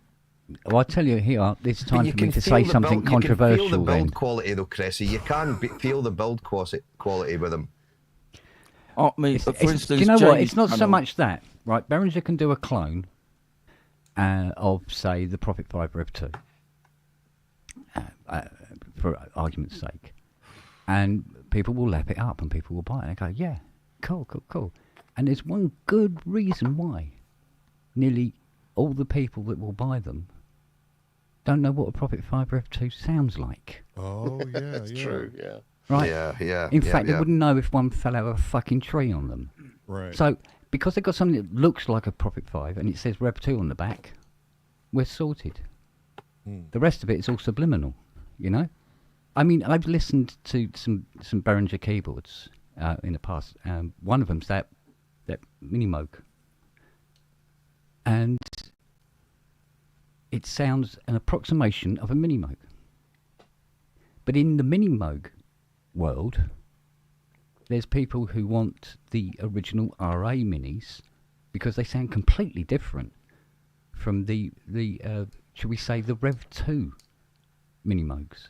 But because all the Minis look the same, they think it's all the same synth, and they're not. But the early ones are completely bloody different to the ones they were making in 79. The ones that they were making in 79 sounded accurate and thin and nowhere near like the original ones did. But unless you've actually seen these feckers in front of you and you're hearing all these different things, you're going, Christ, the difference in sound between this and this is enormous. So if you get an approximation of it and people go, I've got a Mini Moog. And that's pretty much what it boils down to. That's why Behringer do what they do. You know? Let's move off Behringer for a sec. I want to go back to things that cost a lot of money are actually quite good, well built. For instance, Jamie's channel, GeoSims, he's had 4, well, last time I remember, he had 4 different versions of the same Waldorf synth that cost 4,000 quid or something like that because he kept going wrong. That's an expensive synth but inherently got issues in how it was built. So the price can matter, but also, you know, some people just get stuff wrong, don't they? No matter how much money you spend on it. Like an Aston Martin. Or like a TR7. TVR. Is it a TR7? But an Aston Martin is incredibly expensive, and very few of them stand the test of time without spending as much as you purchased it for. You'll spend that in servicing in the next 2 years if you hold on to it for that long. So the amount you pay for it doesn't mean it's going to last longer. No, that's not what I was. That's not what I was really getting at. What I was getting at is the build quality of something when you pay good money for it is far more substantial than what it is to something that you will buy. Now, if something's faulty, as in the Waldorf that Jamie's had issues with, I've had issues with sequential synths. Generally, it's fixable over a firmware update or whatever. That has nothing to do with the build quality and how long that synth will last for. I do think over the past 10 years, it's become the norm for a lot of companies to use buyers as guinea pigs to make sure that everything's working all right, rather than have a large volume of sort of beta testers out there making sure that everything's good before the product goes out. There's too much of this in my eyes that does go on, that you buy a synth and find out it's got multiple problems and things that should work but don't work, and something that's been overlooked. But the build quality, I find, again, it's only a personal opinion, but I find when you spend money, the key bed feels like it's going to last you a lifetime. Just the synth it's like the pots are on metal stems, they're not on plastic stems. The majority, if not all, Behringer gear are on plastic stems on the pots. They're going to go eventually, especially if you're doing a lot of live work and moving. That's the side that I think people don't realise. It's using it for a long time that it will eventually fail. Right. And it's buy once, cheap, buy twice. Well, there's also this thing where if you spend $5,000 on, say, a sequential synth and it goes wrong, you are more likely to get that sorted to your satisfaction a lot quicker than if you bought the Behringer for 500 quid and it went wrong, because generally the response will be, well, it's not fixable. Go and buy another one. Right. So, yeah, I mean, you know, you can buy expensive cars, you can buy expensive synthesizers, you can buy expensive anything, and things will go wrong. The price is the cost of it is one thing, but you know, it's the level of after sales service that you get to rectify any problems is probably going to be far superior on the $5,000 synth than it is on the 500 quid synth. And how long the actual components that you've bought are going to last? So the And gonna be keyboard, the available. knobs, all of those things are also built into the price. You know, the more you spend on using, you know, metal frames and components, the more you do that, then the more expensive it's going to be. But the longer it will last, generally speaking. In fact, last night on the show we reviewed the new 2088 and 2061, the new Kurzweils. Oh, Kurzweils, yeah. And I said something on the show last night, and we do this all the time, by the way, on PSN. One or the other of us, usually me, will make a claim, and I'll think about it, and I'll go and research it, and then I'll come back and go, actually, you know what, I was wrong. So I made a claim last night that the Kurzweils were good. I loved the sound of them, but the keyboards, the keys themselves, the key bed, went wrong regularly. They wore out regularly. So I did a bit of research into that, and it turns out they do wear out regularly. And it's because people that buy Kurzweils are players that are giving it shit no matter what. They They're are doing an really Elton. Right. yes, an Elton John. It's someone that's a player that's really beating it up. No keyboard, whether it's a Bosendorfer, grand piano, or a Kurzweil, or a UBXA. None of them are going to last when someone's a proper player, right? They're just not. So I was kind of wrong about that, and I'm, hats off. I'll probably make that apology in the next show as well. But we change it. The point I was making there was in the show.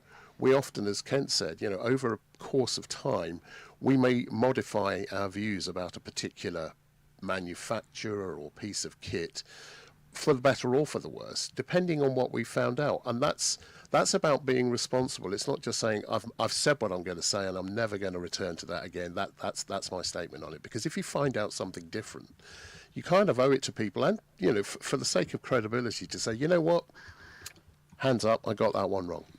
You owe it to people to do that, and we do that all the time. If you make a statement and it's not correct and you stand by it, that's called a politician. Yeah. Yeah. Well, when you think about it, I mean, we've got to give sort of like, a little soundbite on our opinion of a piece of equipment. So we'd either heard a 30-second video of it, because no other buggers heard it yet either, kind of thing. And we're going to give it some sort of an approximation of what we're thinking of it, and will it have this? Will it have that? How much is it? And it's based on our experience, having actually seen and interacted with a lot of things. But it's you're right. It's a guess. Sorry, Ken, carry on. So when it comes to giving an opinion, it's just to give some colour, to give some depth, because otherwise it would be Robbie going, right, this is the new thing from Kurzweil. Pretty, it's a set of advertisements, right, isn't it? next. Nothing else. Yeah. So you got to go. When I had my 2600, I had this issue, or blah blah blah blah, or that sound and everything else. So even what you're comparing with is not the thing you're actually going to be giving the soundbite on, and it's a weird thing. Also, you don't want to say the same thing. See, like yesterday, the nightmare about yesterday is I had given this exact same answer to at least 5 things that we went over yesterday. Word for word. But you don't. You expand and you try and make it interesting, make it entertaining if you can. It's very difficult when you're doing a NUM thing, when all you've got to go off really is Robbie will tell you, it was a barrage. It was a barrage of different products. Right. Well, lots of spec sheets, lots of and you find if you look at the detail. Yeah, sometimes not. Sometimes it's not, but last night we were lucky in that we did get a lot of specs for things, and so sometimes you can see when you look at it, you go, hang on a minute, that's that price, but there's this one which is this price, and this one doesn't have this feature, and so you actually get to make some comparisons and therefore give an opinion based on that. Yeah. The other thing you mentioned earlier about looking for validation for something. How do you know if something's good or bad, and how do you search for that? If you've all used Amazon, then at some point you've looked at what the customer reviews are and you click on it, and you have the option when you click on the customer reviews to just stick with their default, which is top reviews, which tells you all the good shit, or you click on it, drop down, and you choose most recent. Now the most recent gives you a much more real sense of what's going on with that product and how people are using it and how they're finding it, because you get people from your area, from the UK or the US or whatever, reviewing it and saying, I think this is shit. And you usually find a lot of much more real opinions by doing that. Whereas if you just stick with the top reviews, just the shop window, of course they're just going to say it's brilliant, buy it. They're just interested in buying. So it's down to us to do, all of us to do that research, and it's down to us as hosts or co-hosts of shows, this one included, to try and give a balanced view. Right.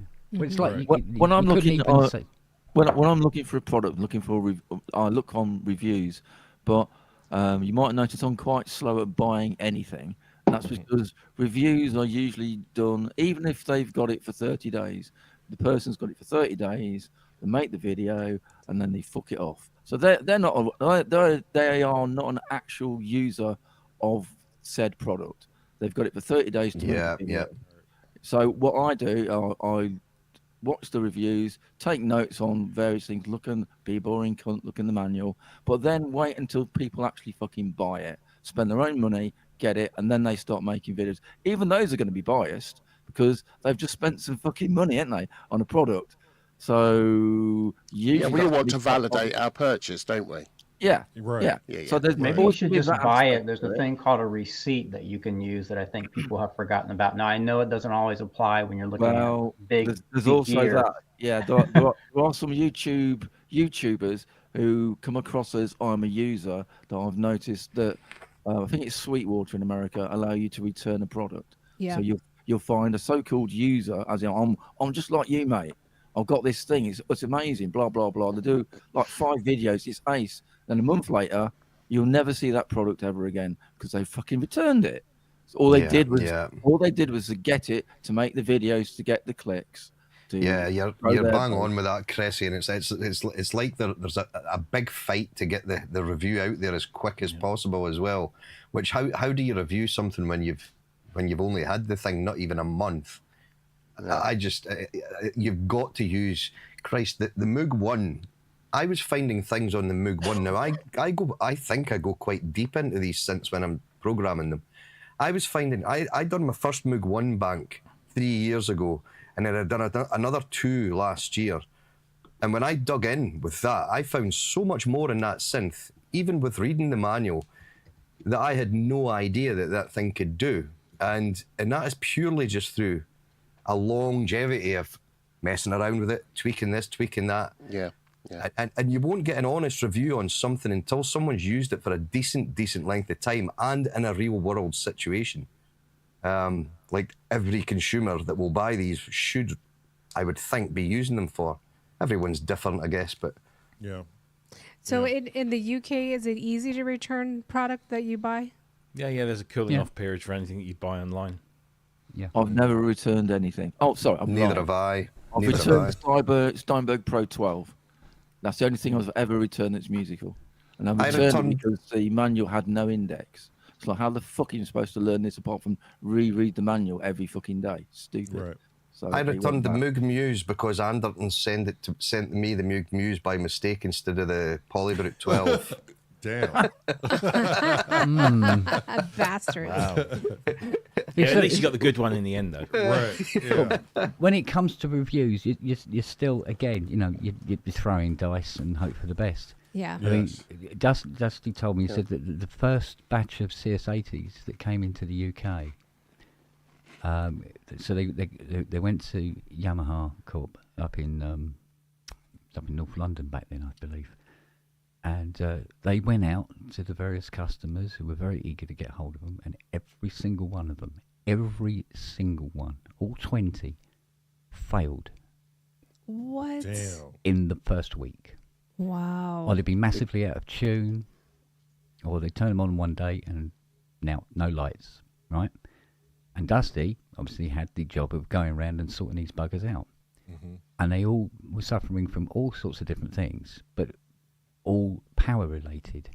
And what had happened was, and this is still going on today, by the way, they designed the power supplies in Japan, where the power in Japan is very smooth and very stable. They brought them to the UK, where we have one of the worst main systems in the world for fluctuation and ripple, was pissing these keyboards off like you would not believe, because they were precision instruments and they did not like it. Damn. So they started fitting suppressors to the next batches, and they were fine. So, but if you had been reading reviews, you know, every single 80 that came into the UK had failed. It's 80s are shit, mate. They don't stay in tune. And to this day, you say to somebody, "Oh yeah, nice CS80." And go, "Yeah, does it stay in tune?" And that's where it stems from. I think also sometimes you do have to hold on to something to find out whether or not you like it, because you tend to buy. I agree with Crest to a certain extent here, but also with Scotty in that I tend to. You're my wait before favourite.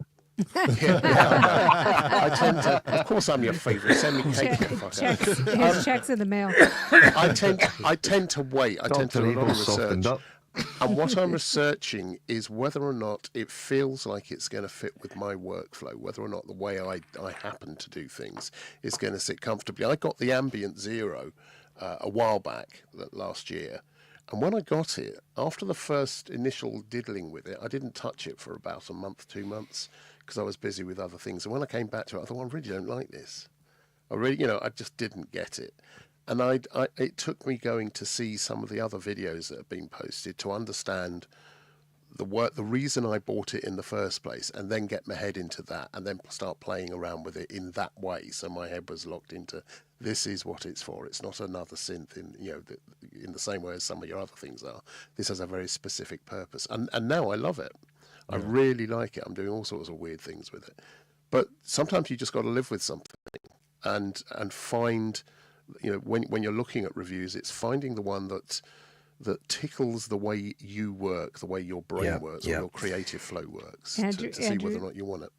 Andrew said something and I chuckled because he said, sometimes you have to live with it to know to love it. Mm-hmm. And instantly I thought in my brain, all husbands in the world.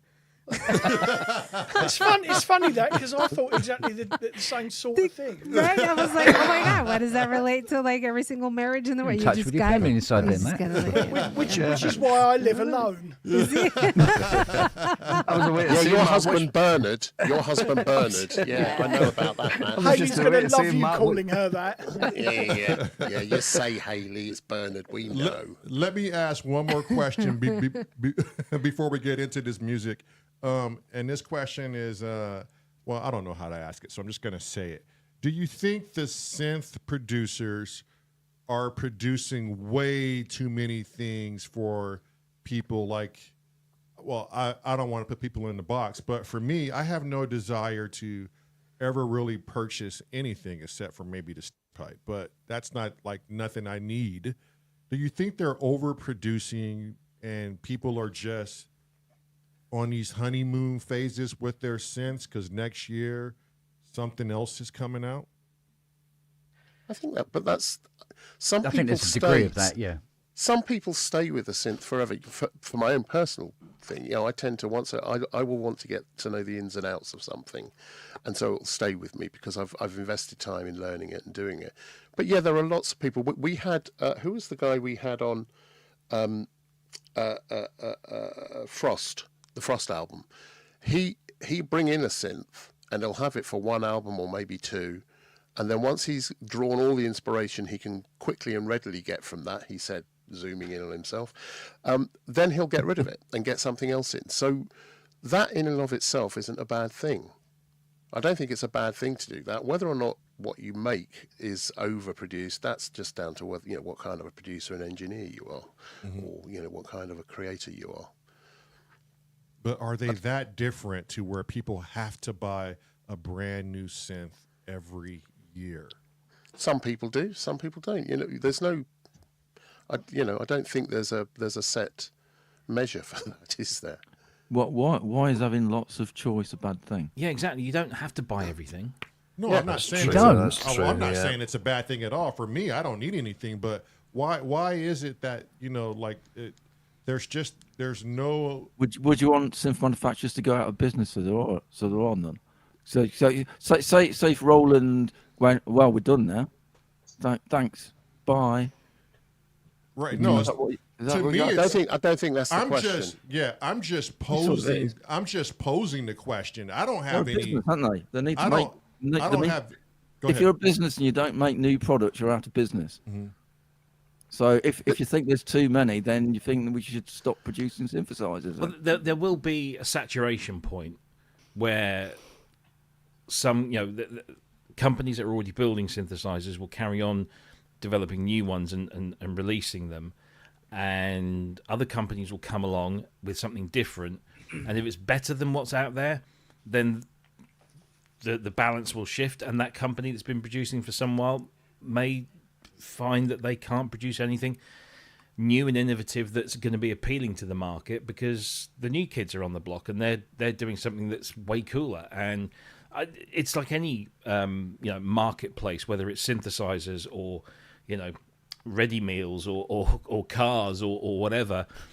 It's like peaks and troughs. Yeah, it's organic, and new people will come along with new cool things that will displace some of the old guard. Equally, new people will come along with new things, and everybody goes, "Meh," and don't care, and they won't last very long at all. They'll die off very quickly. And it's all very organic and all very, there's a balance, there's an equilibrium there. And again, there will be saturation points with the consumer, and not just in terms of the fact I've got no more space to put anything, but they might not have any more money to buy anything. And then the whole market as a whole will suffer because of that. But I'm delighted that there are so many manufacturers and developers of hardware and software in this industry that are, I'm happy that they're all doing something, because and at they're least some of forcing them each are other coming to up, innovate, right? Yeah, exactly. And they're coming up with cool stuff, and they're forcing each other to go a little better, go a little harder, go a little longer. And yes, there are elements of the industry where they all seem to be producing the same sorts of things, and there doesn't seem to be a huge amount of difference, whether it's in the sound or SQ88. Yeah, or the UI or whatever it might be. They might not be differentiating themselves too much, but there might be enough of a difference in a particular product that says, like Cressy might say, I prefer to have something that has this feature set or this incorporated into it, and I might go, that's not appealing to me. So it's, at the end of the day, the consumer always wins, because there's going to be choice out there.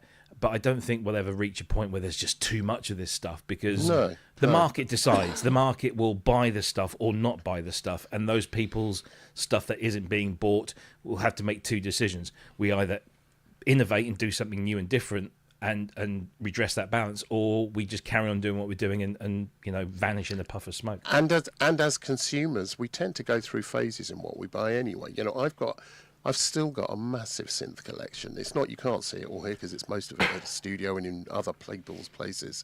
Got a massive thing, but I don't use most of them anymore. Once upon a time, I used to have all of them up and ready, plugged into mixers with the MIDI patched in, everything ready to go so I could use any of them. And I used a lot of them. So there's no right or wrong about this. I just happen to be scaling back. And also, when I go out live, I use a completely different setup to the one I have in my studio. So I have a different set of needs for if I'm going out live than if I'm working in the studio or doing whatever. So there's no you can't have too much until you find you're not using it, and then fine, do what you will. So when I pose these questions, it's nothing personal for me. I'm just posing the question. I don't have any skin in the game. I'm just asking a question, unless I directly say it's a personal question. Yeah. So I'm asking a blanket question just to get your guys' thoughts on it. Uncle Jerry's World made a good point. He said Sonicware is making so cool stuff at a price that you can buy to explore without missing a mortgage payment. Right. Yes, Sonicware is doing great things. I mean, but hey, so is Behringer, Yeah. I think there's an element out there as well with the whole sort of sequential Oberheim thing, that these guys, pardon my French, but fell on their arse when the whole digital zone came out, and you had the DX7s, and these guys basically went out of business. They did. And they came back, because there was an analog resurgence, and I think the analog resurgence was a huge part of these. Not so much the Tom Oberheim thing, because it was Dave took him under his wing and really got him back again. But the sequential, the Moogs, they were really keeping the analog thing going, even when everybody was a lot of people were moving back into the box or whatever and using digital. They kept that analog thing going purely because they had such a major sort of collapse away back in the day and lost their names and lost their businesses and everything else, and slowly but surely they came back again. And I do think there's a lot to be said for that. I'm glad they didn't give up, because there's a lot of good kit come from them because of that. Yeah. Right. Which will eventually come from Behringer. But to be fair, Moog and Sequential and Oberheim all went out of business and weren't doing anything for some while until, Dave Smith started doing things again, sort of early 2000s. Under his own name, Yeah, but doing it under his own name, and eventually got his name back. Tom Oberheim, we know the struggle he had to get his name back, but that's only because when he went out of business, various companies, and it changed hands a number of times, including going to companies like Gibson. They bought the name, and eventually he gets it back. And as you say, with Dave, he was able to get back into the business in a small but very impactful way. Moog were gone for there were different incarnations. There was the Welsh Moog, wasn't there? The guy that bought the name and made some pretty crappy mini Moogs. But thankfully, that kind of they got back into business again, and they started doing things of great quality again, albeit at premium prices, because the Moog name can withstand that sort of thing. And to be fair, they were making very good synthesizers, and that at the moment they still are. Remains to be seen where it goes.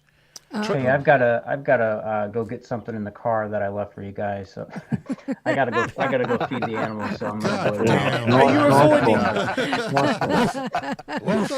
We'd love you, You can't use that one on us, Wabbit. Nah, we know.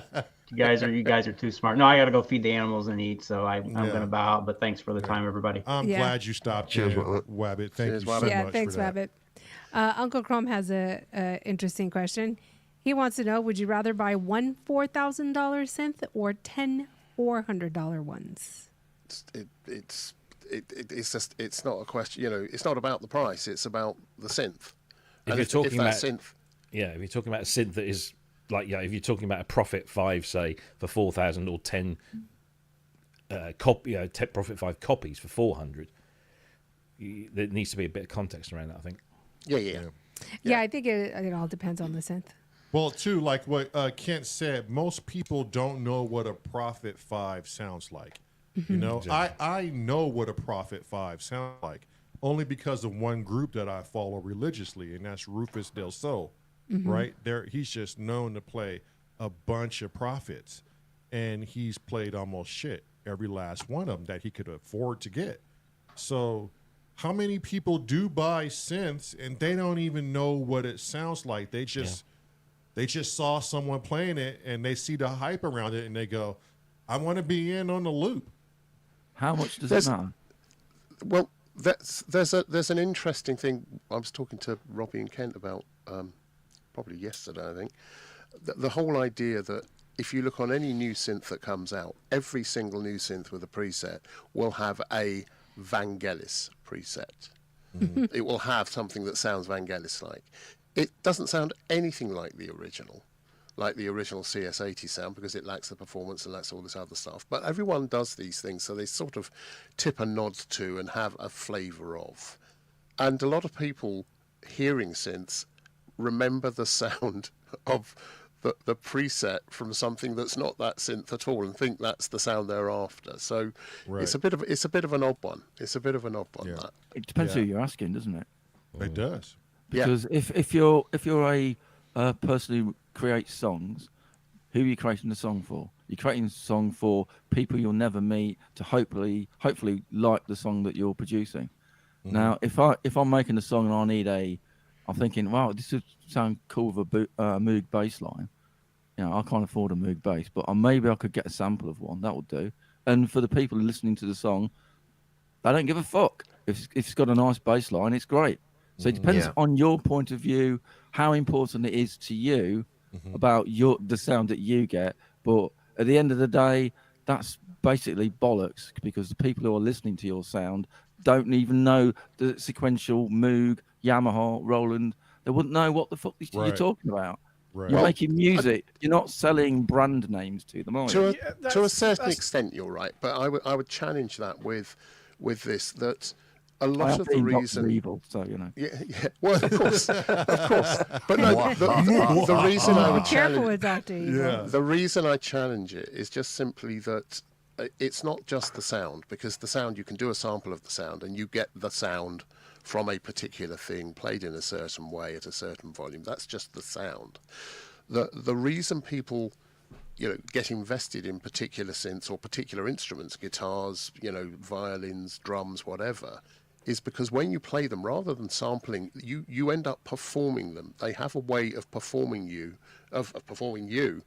I think that's probably right, actually, but of you performing with them, of articulating the sound, which is unique to that instrument. So yes, you can get a sound which sounds like a mini Moog, but it won't play the same way necessarily. There's some plugins that will give you that.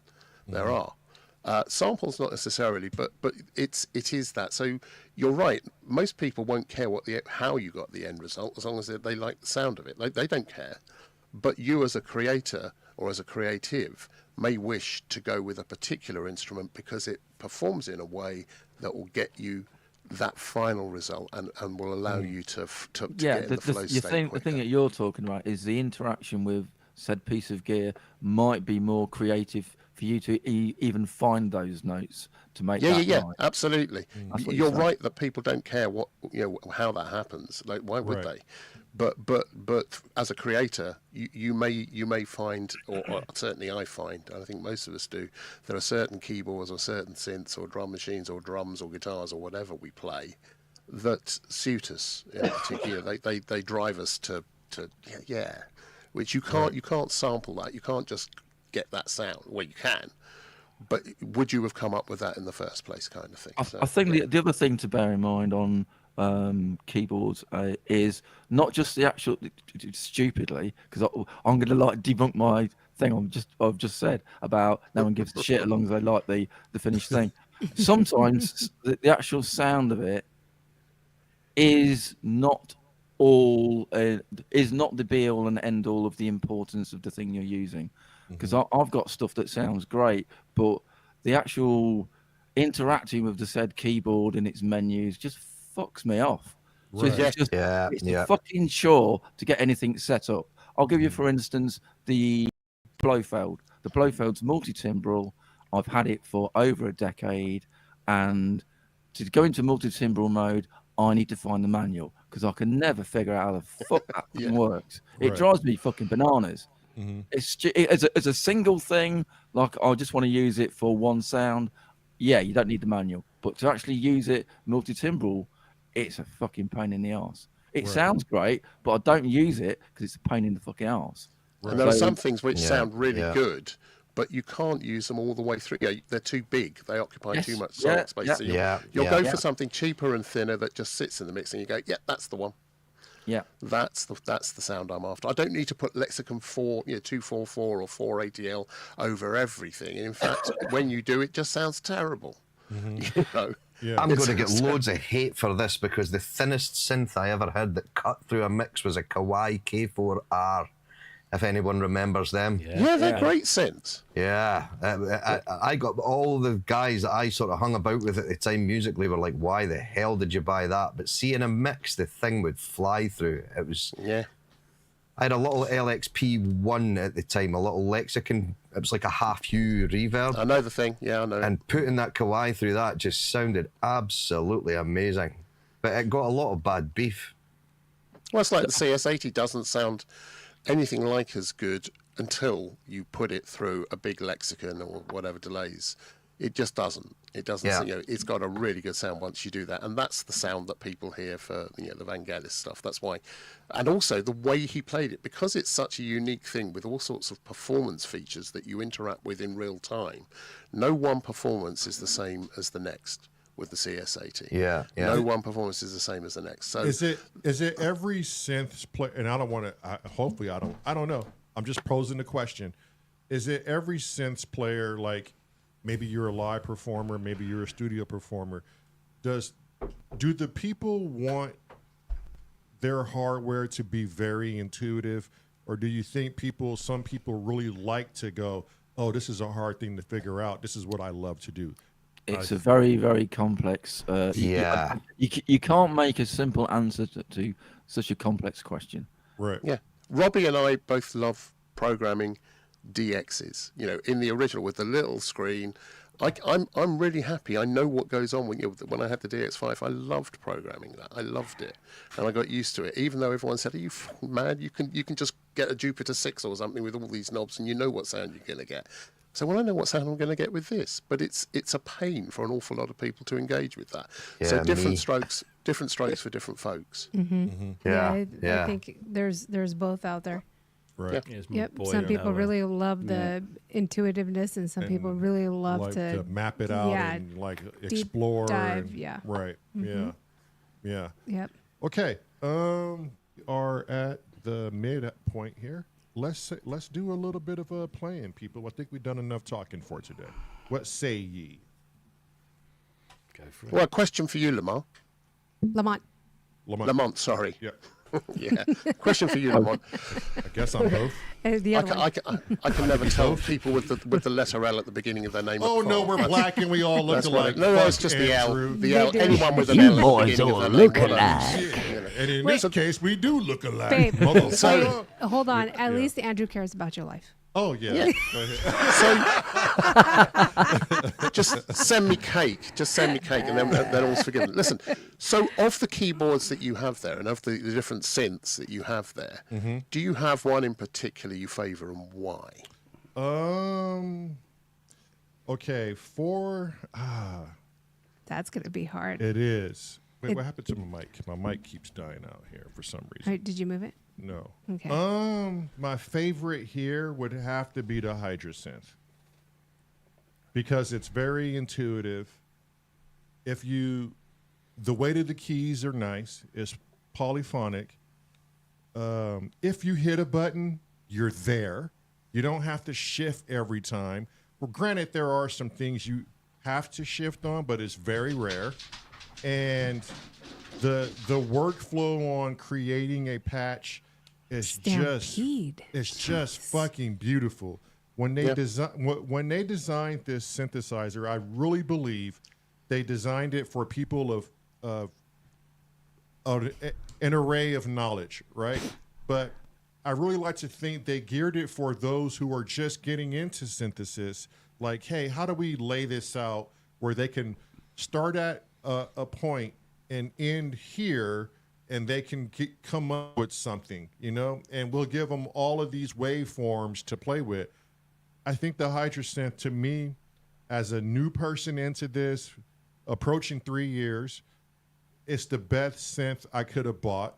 I probably won't buy another major synth for quite some time because I bought the Sub 37 because I wasn't sure my brother was going to be a part of this.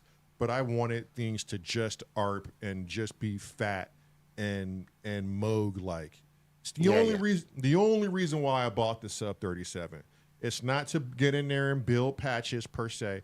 Although anytime you hear me play the Moog Sub 37, it's any init process. I don't use any of the presets, and I build out my ARPs from an init patch because that's just how I like to do it. But let me tell people, you're not hearing just a Moog, and I'm glad you asked this, Andrew. When you hear the Hydrosynth, it is always tied with my Strymon Night Sky. So for those of you who are hearing the Hydrosynth do these things, just know I have my own settings on the Night Sky that I love, and you're hearing, a representation of the Hydrosynth. It's not 100% Hydrosynth. The same with the Moog Sub 37. Synth Seeker, Luke, sent me the Moog Mark II because before then I was using the Strymon Volante, the tape deck, which I love and I still use in the ARPs for the Moog because it gives me this this drag and this wicked tape effect. But now I like the Mood Mark II with the Moog Sub 37 when I'm ARPing and doing all these crazy things from an init patch, you know? And the same with the Korg Wave State. It has an editor. I love pulling up the editor. I love creating my own wave steps with it. And it makes sense for the ambient music that I do. And I'm really wanting to get into the cinematic type, semi-cinematic ambient type style, which is why I got the Solar 42F and the Lyra and the Roland or the Boss 505 Mark II. Like all of these things I've purchased is for that one sound, and they all add those textural soundscaping to accompany one another.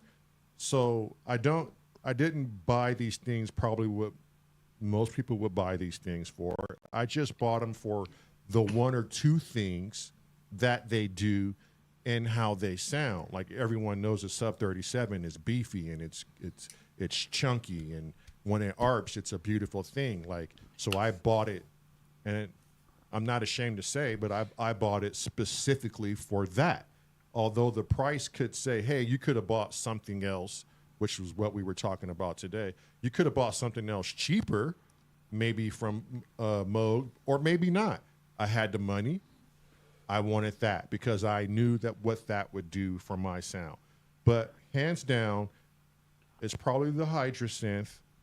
And when I get the Hydrosynth going with the Solar, and then I add my harmonicas with a reverb and a delay, I'm a hog in heaven. You know, I don't need much to express myself, especially with the MC707. Think it houses 3,000 different Roland sounds. And you can get in there and you can, you know, augment them any way you'd like. So, you know, it's a one box stop right there. So it sounds to me like you've done exactly what we were talking about earlier, which is you've based your purchases on your workflow, on the kind of sounds you're looking to create and the way you like to interact with instruments, right? Right. Yep. Yeah. Yep. Cool. Yeah, and, which most people... Can we create a poll? Huh? I'm intrigued. Can we create a poll for the chat? Yeah. Oh, sure. Because I'm looking at, we've got 7 people in here, and I'm just thinking, I mean, this is pretty obvious, but I'm the odd one out here. Well, yeah, you're a cat.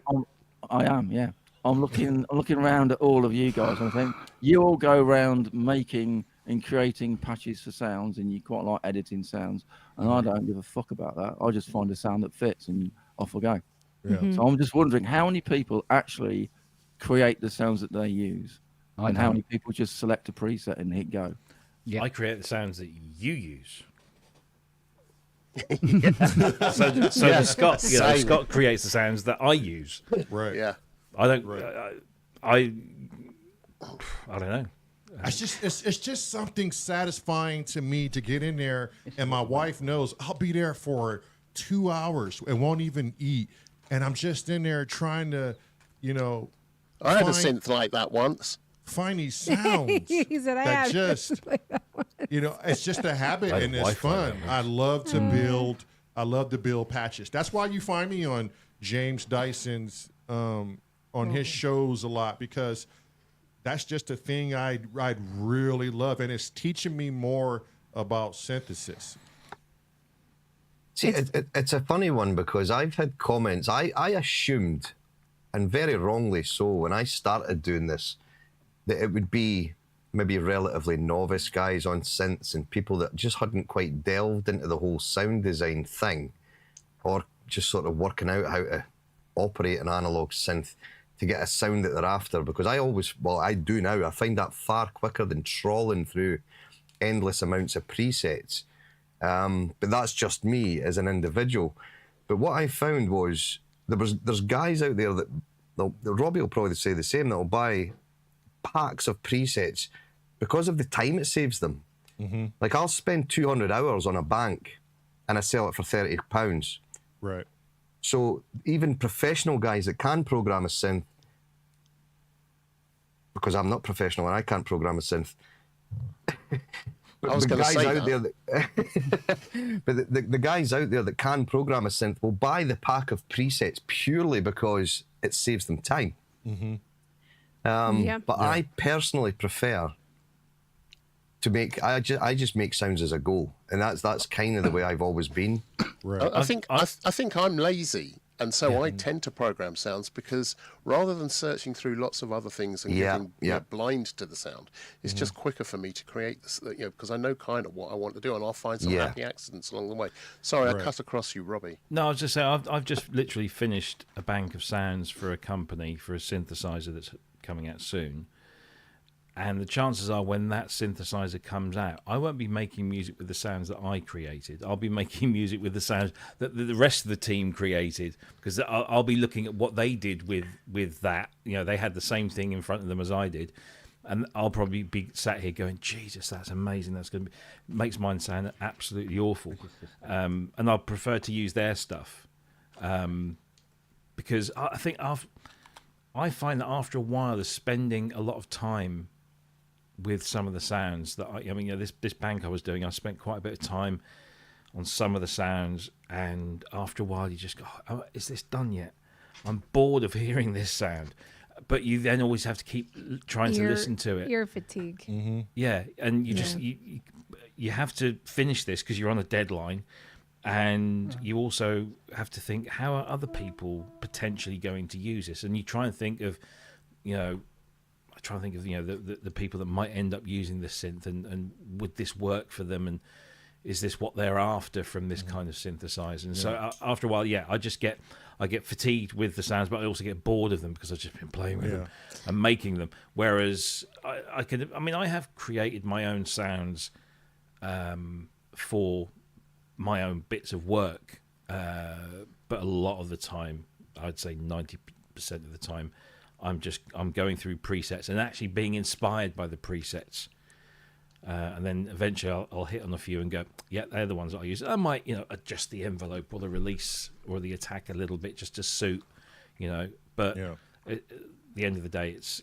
that other person's creation. And sometimes listening to other people's presets, it's interesting because you find something about it that you like, and then you'll delve into it. You'll want to see what they've done because that just builds up your knowledge. Yes, you want to go in and you want to reverse engineer. Like, okay, exactly. I watched and listened to James Dyson about 2 weeks ago, and he was doing something. I forget if it was on. I think it was on a Blofeld, right? And I said, I have to go into the studio and try to. And he was literally showing me step for step on what he was doing. And he was teaching. He took the time out to teach. So I came in the studio, and although it wasn't what I originally started off with, the idea of where I wanted to go, because those who own a Hydra Synth Deluxe know, when you look at a waveform, there's so many to choose from. Half of them are just fucking wonky as hell, right? And when I sat there and I tried to come up with what he was doing, I got to a point in my mind, I don't know if Robbie and Scotty or you, Andrew, when you come into this situation, you're trying to chase this sound and you go, I'm almost there. It's just something, right? And maybe I'm scrolling through something too fast, or maybe I should back off on this filter before I lock everything in, or maybe I should pick the MS-20 over something else, right? Over the Poly 6 or whatever, if you're on a court. And you get there and you go, but wait, this is amazing. And you stop and you save it. And you go, that wasn't the idea. But I've got a sound that's good. I like this. Yes. Yeah. Exactly that. You can get in the same zone with sounds as you can with music. Because to me, it's like, when's a track finished? Right. It's really difficult for anybody that writes music to think, yep, that's good enough now. I don't know if everyone's like that, but I certainly am. I get to the end of a track and I think there's still more I could do to this. Right. I never listen to anyone else's music and think, oh, he should have done this, he should have done that. Yeah. But with my own music, your I worst always critique. think, it's like you're never really truly You know, it's more arrangement okay. when you're doing your own music, isn't it? Oh, Scotty? yeah. It's the arrangement rather than arrangement and specific finding sounds. a name, Andrew. Finding a name is probably the worst bit of a song. Call them all Bernard. It's Finding funny a name on, for a patch. on the Jeez. other flip side of that, for somebody who plays no synths, no music whatsoever, my favorite piece of machine that you own, you know what it is. Yes. And it's not even a synth. It's this right here. It's literally my favorite piece of machinery that you have. And it's a damn kalimba with a reverb on it. Yep. Yeah, sometimes the simple things, It makes the most beautiful of sounds. Yeah, and this was the patch James Dyson inspired out of me to go into Hydrosynth and build, and I named it the James Dyson patch. You should have named it Smelly Fingers.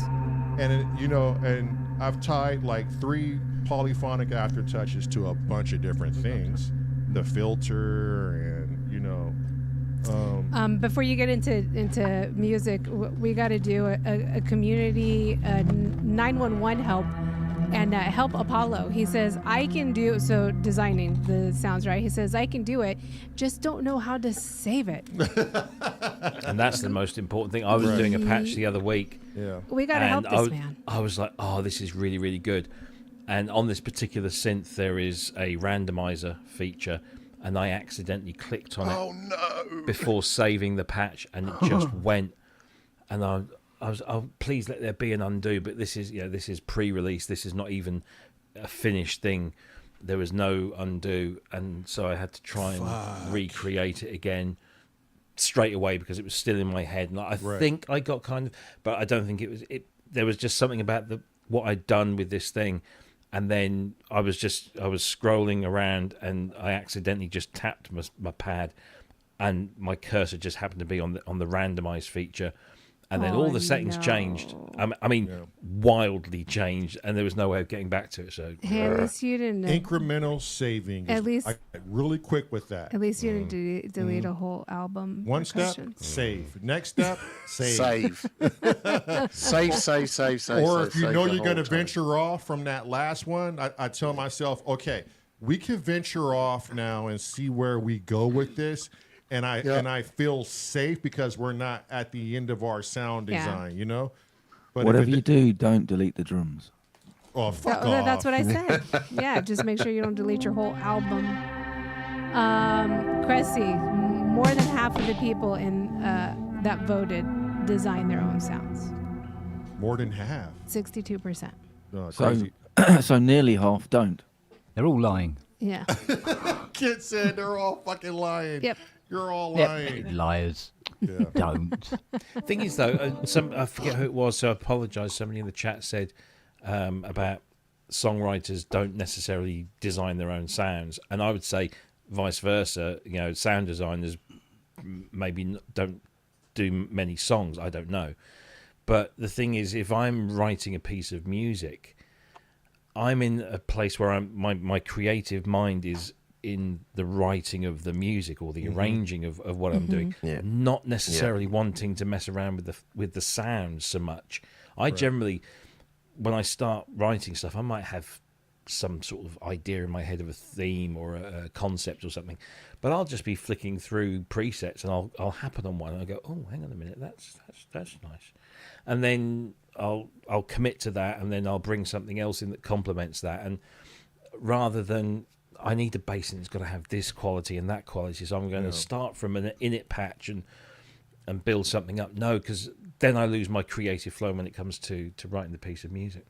Let me ask you guys two separate things. Exactly. Let me ask you guys this, because it sounds like we're kind of, well, we're not crest heads, so that's a plus.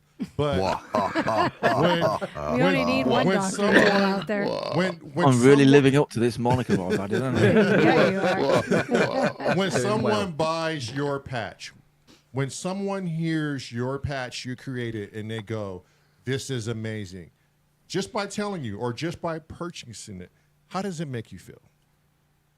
It makes it very much worthwhile. That's what I'm fucking talking about.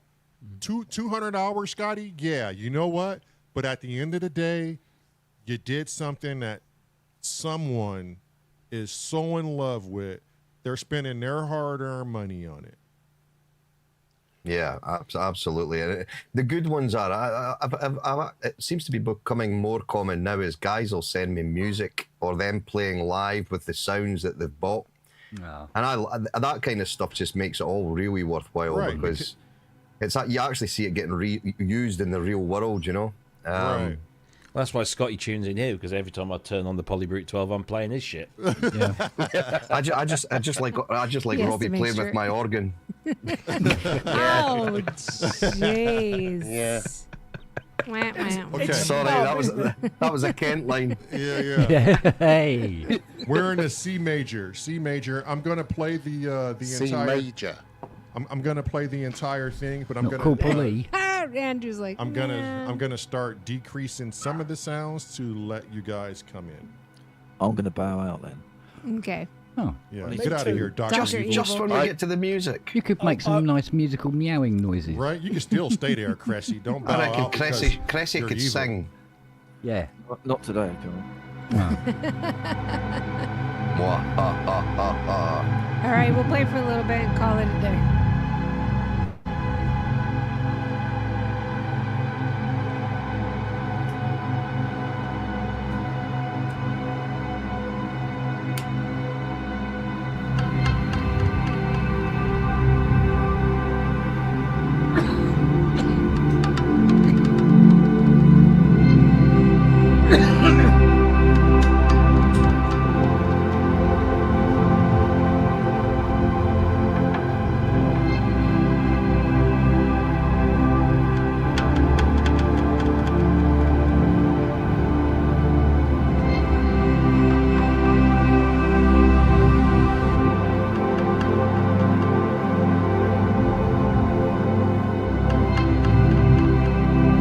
Let me know if you want me to take the pad out and someone else can take the place of the pad, or.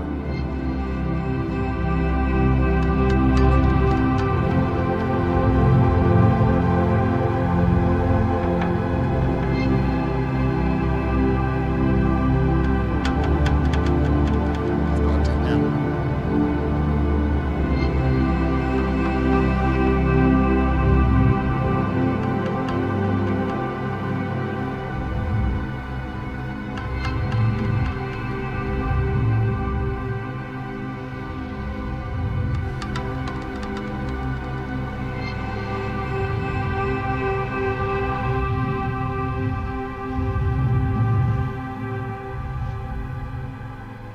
Bye, Andrew. Thanks for coming.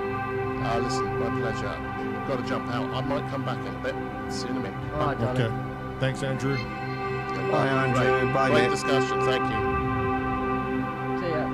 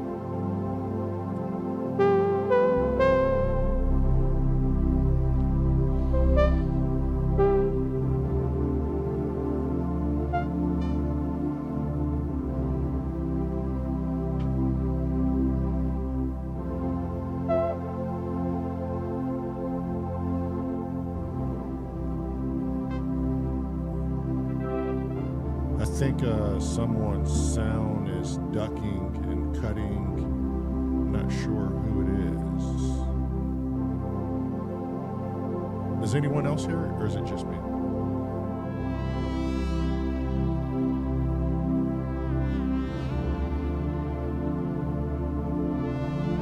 Yeah, I don't hear it. All right, 5 more minutes, and we're headed out of here.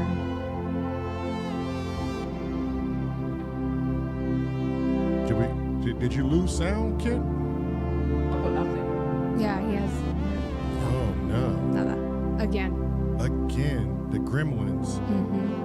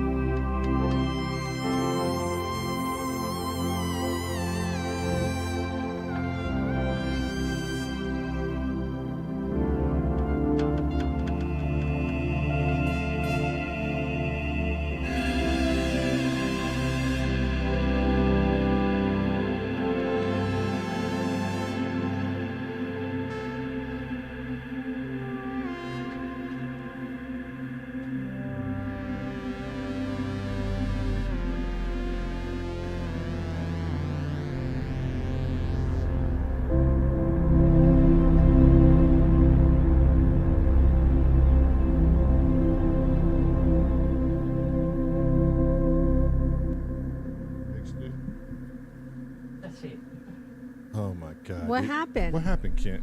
I don't know. Dogs. Dogs.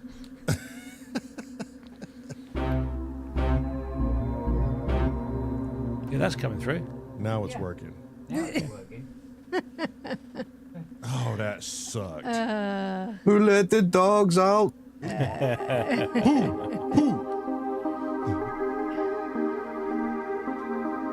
Now all his stuff. Okay, look. We're gonna give at least 5 more minutes so Kent can do his thing.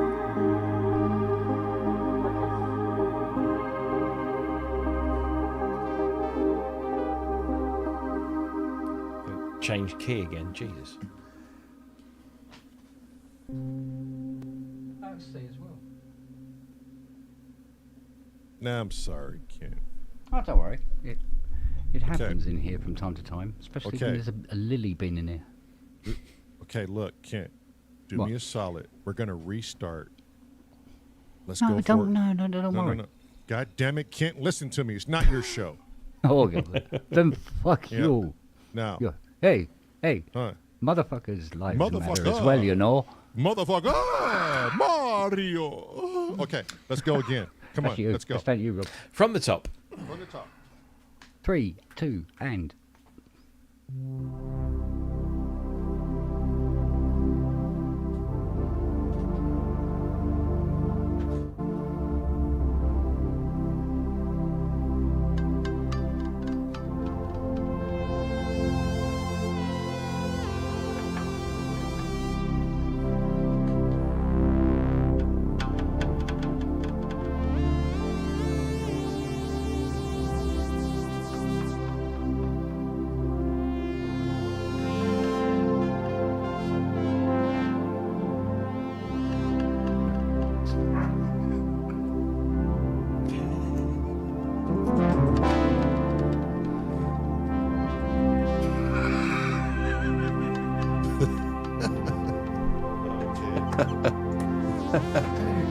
It's just not your night, Ken, eh?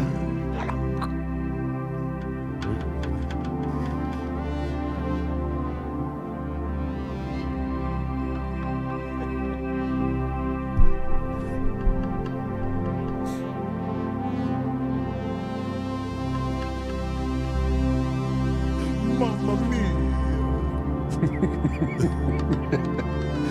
Why?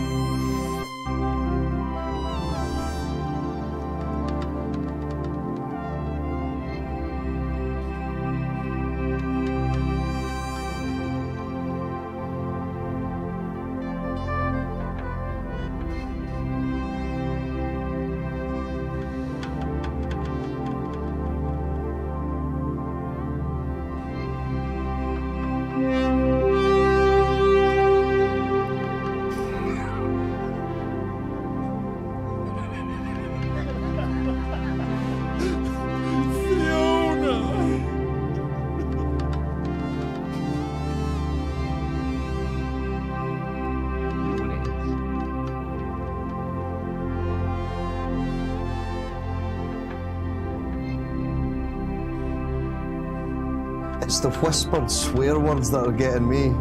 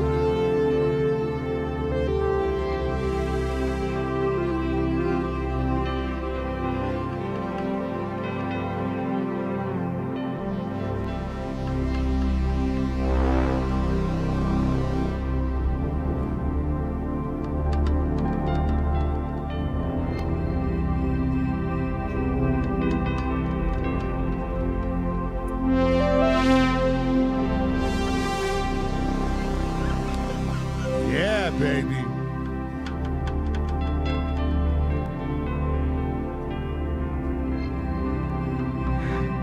The Kentmeister returns. The rib.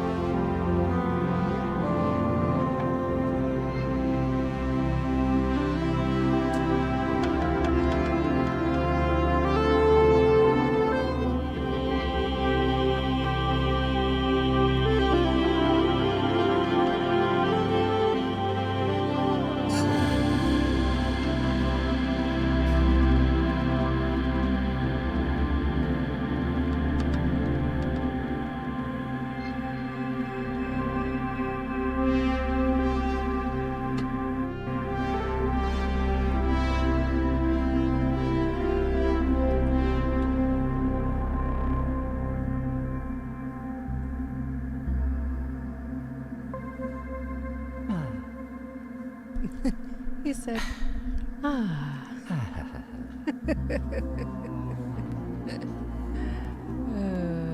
There you Well- go, Kent. I've finally done it.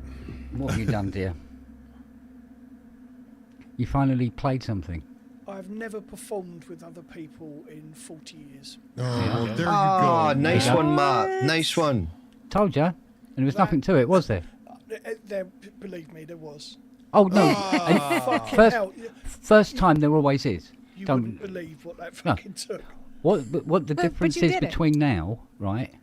And if you keep doing it, the difference will be that you still feel the same way. And when you make a bum note, you don't give a fuck. Right. When you start off, you really, really, really, really do. Yeah. You're worried Yeah. about going, oh, fuck. Yeah. But don't, because we all do it. Come on, you've that- heard some of the ones.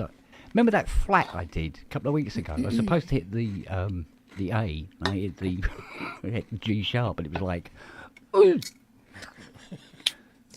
That's true what Kent's saying, because remember when Kent started with us and he would do a bad note and he would literally Come like unglued. yeah, Yeah, and then yeah. now Yeah. he hits he's I like, reached oh, for whatever, my just move it Luger. on. Right. Yeah. To the Führer.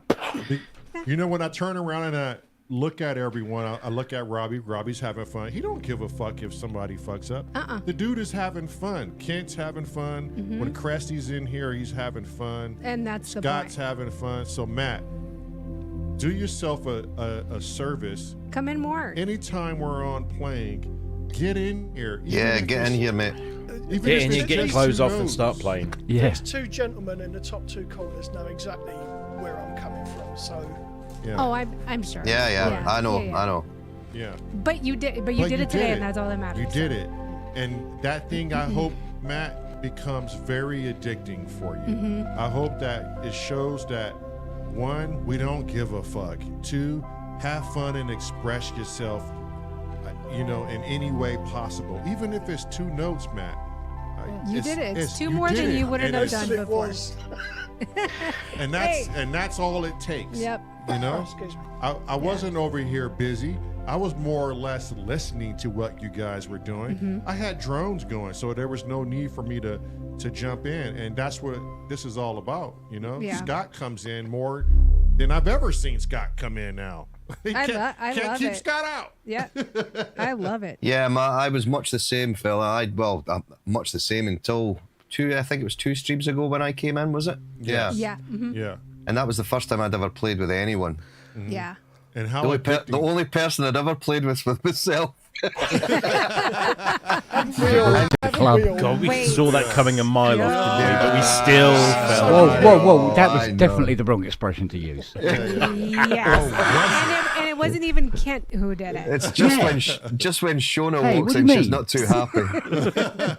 Oh, there's a Scottish name, Shona. Whoa. Yeah. Okay, before we head out real quick, let me check if he's still on. It's funny because Cressy would have said that's exactly what this is for people who don't get out and play Yeah, with people. just Like, go. get in Matt, here you're and do always this. welcome whenever you feel the need To hit two notes, to hit two notes. need. come in Thank you and very much. Jamming's in. good. Jamming's good. It Yeah. is. It is. Okay, before we head out, because I do have dinner going, because I had to go use the little girl's room, and so I might as well just get dinner warming up. Okay. Synthetic is currently still on. He's still streaming live from NAMM. Link is in the chat. Also, real quick, I know Scotty and James Dyson are dealing with some pirates taking their sounds and selling Fuck them. them and the Horse Radio. Yes. So please Yeah. make sure you go to the correct places. I just linked Scotty's webpage in our chat. And if you want anything from James Dyson, just go to his YouTube channel and he will sell you something. He currently doesn't have Right. a website, but he is working on one. So please make sure whenever you purchase something, you're purchasing it from the actual author. Yes. They work hard in developing these sounds for you. So let's give them the credit for it. And two, Scott, anytime you do anything on your YouTube channel, I strongly encourage you to put it into the Discord YouTube Yeah. live so we know what you're doing, if you're doing anything at all. Yeah, and we can come and support you. Okay. Yeah. See, that's something I wouldn't want to sort of. Not that I put that many up. It's usually what I'll usually do is when I'm working on a bank, I'll throw a few sounds out that have kind of tickled me as I go, and I'll let people hear them, and then eventually what I'll do is I'll just put full demos out of each bank, just so people can hear them. On the odd occasion, I'll put songs out, just like a quick track that I've made with that one synth. Yep. Just to really let people hear them in context and how they work. And put them in our Discord. put them in a Discord. okay, that's no problem. Yeah, I just didn't want to bombard. No. That's what it's for. Okay. That's Okay. what If anybody Discord wants is to hear, for. if anybody wants to hear Scott sounds in context, hello. Right? Yeah, just come here when Robbie plays. Right? And how 80ish was that? I know. Yeah. That was beautiful. Yeah. Tomorrow we have a really special guest. Please be forewarned. It may get Was I not that special? No. No. Damn, she told you straight too. Don't ask for my Fuck opinion. you, Vasquez. I'm gonna Can't I do handle it. I Can't do- handle I it. do- Don't ask. I do play the show, but I find it difficult to go to sleep at night. Oh, well, shit. There you go. I watched Amy and Romulus the other day, No, and all the something way about through, Robbie's in my voice head, just I'm made me going, fall asleep. Vasquez. Vasquez. Vasquez. God damn it, Vasquez. Go on, who's so fucking special? Who's more special than me? Come on. Come on, spit it out. Oh, Angie. Oh, well, yeah. There you go. I'll give you that. Yeah. I'll give you that. So it may just be forewarned. It may get a little bit emotional. She is doing a lot better since the loss of Simply. Risky. And for those of you who don't know who Simply Risky was, he was a man that was our best friend, our very own brother. He passed away December 5th. He left behind he left behind his girlfriend Angie, who's coming Marie. on tomorrow. She's coming on to speak. And 3 kids. Yeah, three kids. Yeah. 2 whom which are twins. Yeah. And 2 girls. So 4 total, kids. Yeah, 4. He was just sitting on our couch not too long ago, celebrating the 100th day in a row episode with us, and it's still sometimes hard to believe he is not here. Yeah, we still expect a phone call after our lives because he would call us right after the lives a lot of the time and said, be "You guys like, are "Man, that doing was it. great. Don't stop. I love Keep this." going." And, yeah. So it's still a bit hard. Yeah. It's hard. Yeah. And, Been there recently myself. Yeah. Yep. Yeah. My partner lost her son last year. Oh, Christ, man. Wow. And a child at that. Yeah. Man. I'm off to a funeral on Monday for a friend that I fell in love with when I was 16 years old, and we stayed in touch all the way through. Wow. Until she passed. Yeah. But you know what? It throws instances like this personally into sharp relief. It makes these things more special because you never know how long you got left. No, exactly. Yeah, So- and you know that's what we try to use this podcast for too. Is just to have some kindness out there in the world. There's enough of all that other stuff. We need more kindness. Yeah, and you know what was the a big highlight for me today was, Matt, you didn't play with anyone for how many years? Over 40 years? Over 40 years. Yeah. Okay, Wow. so for you to come on today and play with us, we're all honoured. We yes. are honored. Even That Ken means a and lot. Rob have never heard me play. Yeah. Been going on That's at him for amazing. fucking ages. But that's Come on, an example too. come That's on. an example of what Matt just said. We don't have long on this planet. Let's try to find a way to get out of our psyche and start talking with our friends, playing music with our friends. Without the drama. Without the drama. Yep, and just be kind to each We've other. all got enough drama in our lives. More that we llamas, can't- less dramas. Exactly. We've all got enough drama in our life that we can't control, but this is a drama we can control. Yeah. Yes. Yep. Well said. Let these few hours Well be said. something away from that. Right? Yeah. I think I'm We- lucky in some ways because I think I've got all of my drama sorted out in a 3-year period.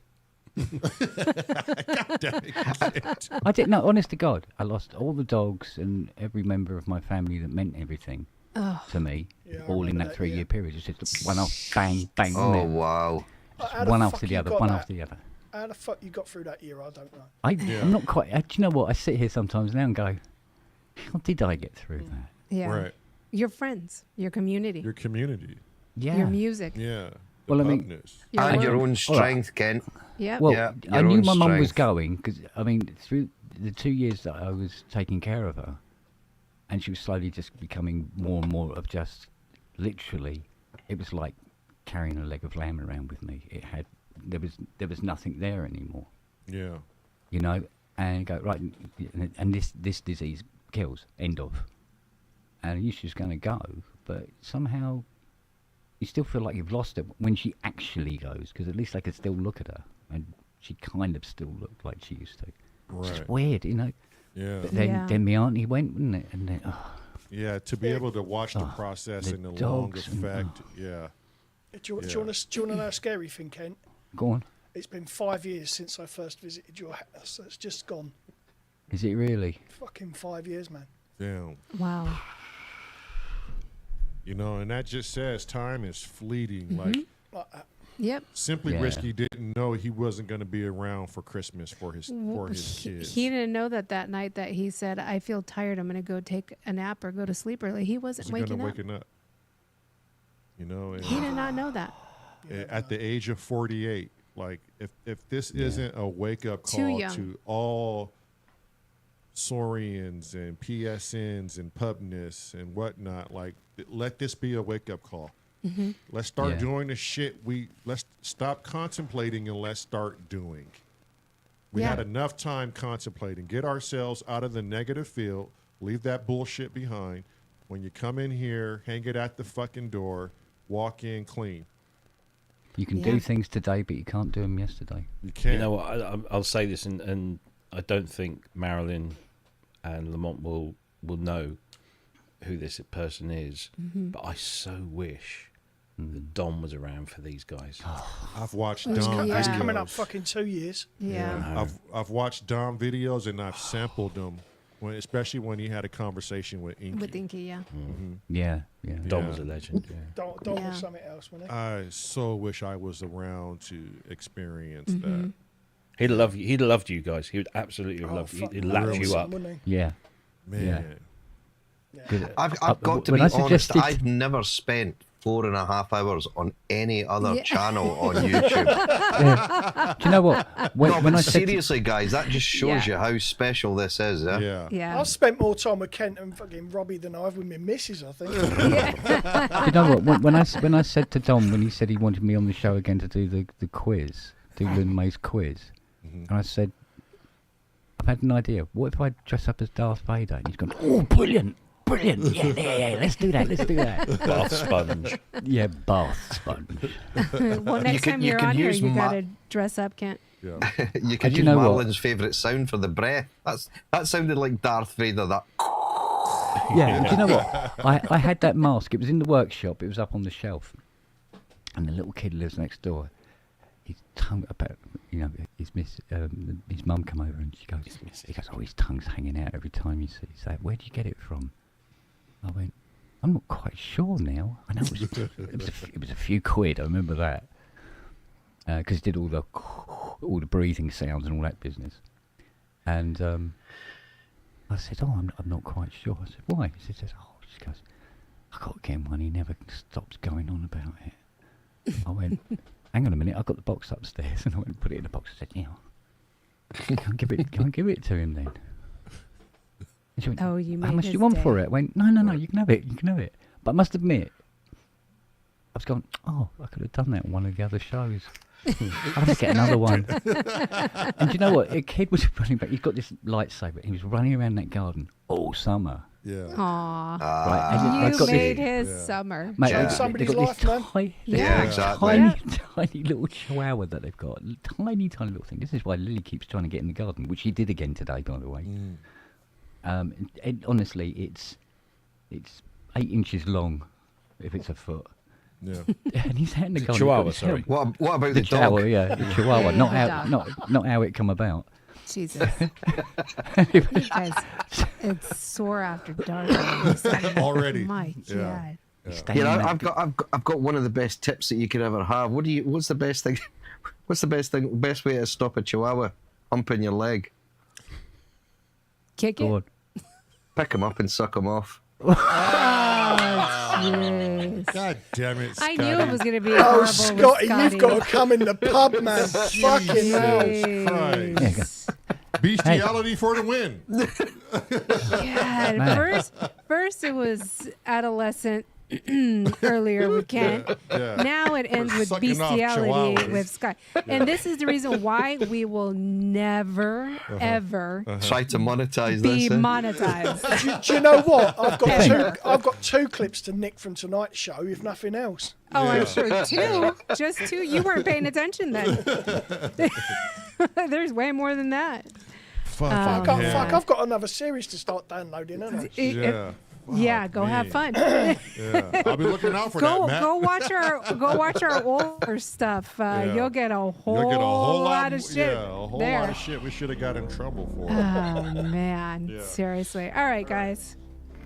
I got food cooking. We got to get in the tune house. in tomorrow. Tomorrow, 2 p.m. It's been real nice playing with you all. Yeah, I think thank you we're- so much. I think we're going to find another day out of the week to do this. Yeah. And it's looking like Wednesday. Wednesday, yeah, is because we probably start the at best. 3. Yeah. We made, Jamming with the Saurians. yeah. Yep. Yeah. So we'll have 2 days, Saturday and Wednesday. Yep. Let's do that. Yeah. And don't Matt, forget, Matt, come you're by. in. Thank you. Yeah. Wait, say that again, Scott?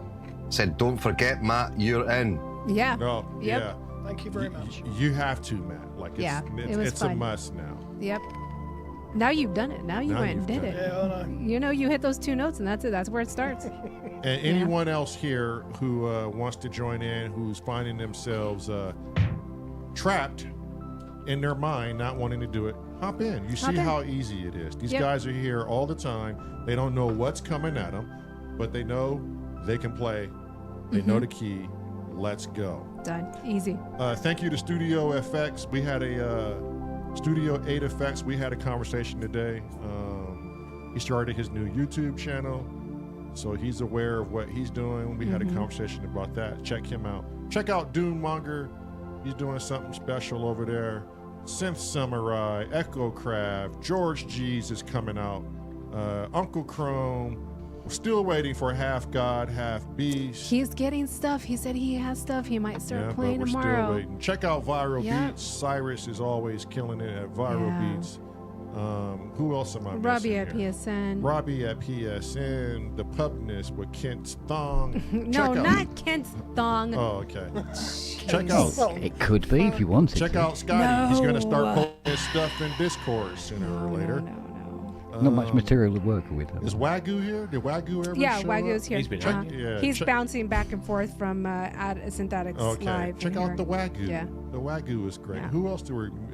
Everybody, The and we're just- Breathalyzer. there's so many Jeff people. Hopkins. Yeah. Shababy. Yeah. Sean Everybody. Barnes. Everybody I don't in want our to leave chat. out people. If you're Yeah. here, you're here. Check out everyone here in the chat. They're doing something special. Yeah. Catch you guys tomorrow for Catch the you on interview. the flip. We'll see you tomorrow. Thank you. Good night. Good Thanks, night, guys. Thanks, guys. Cheers. Thank you. No night. Bye. Lasers. Oh, yeah. Can I get balloons?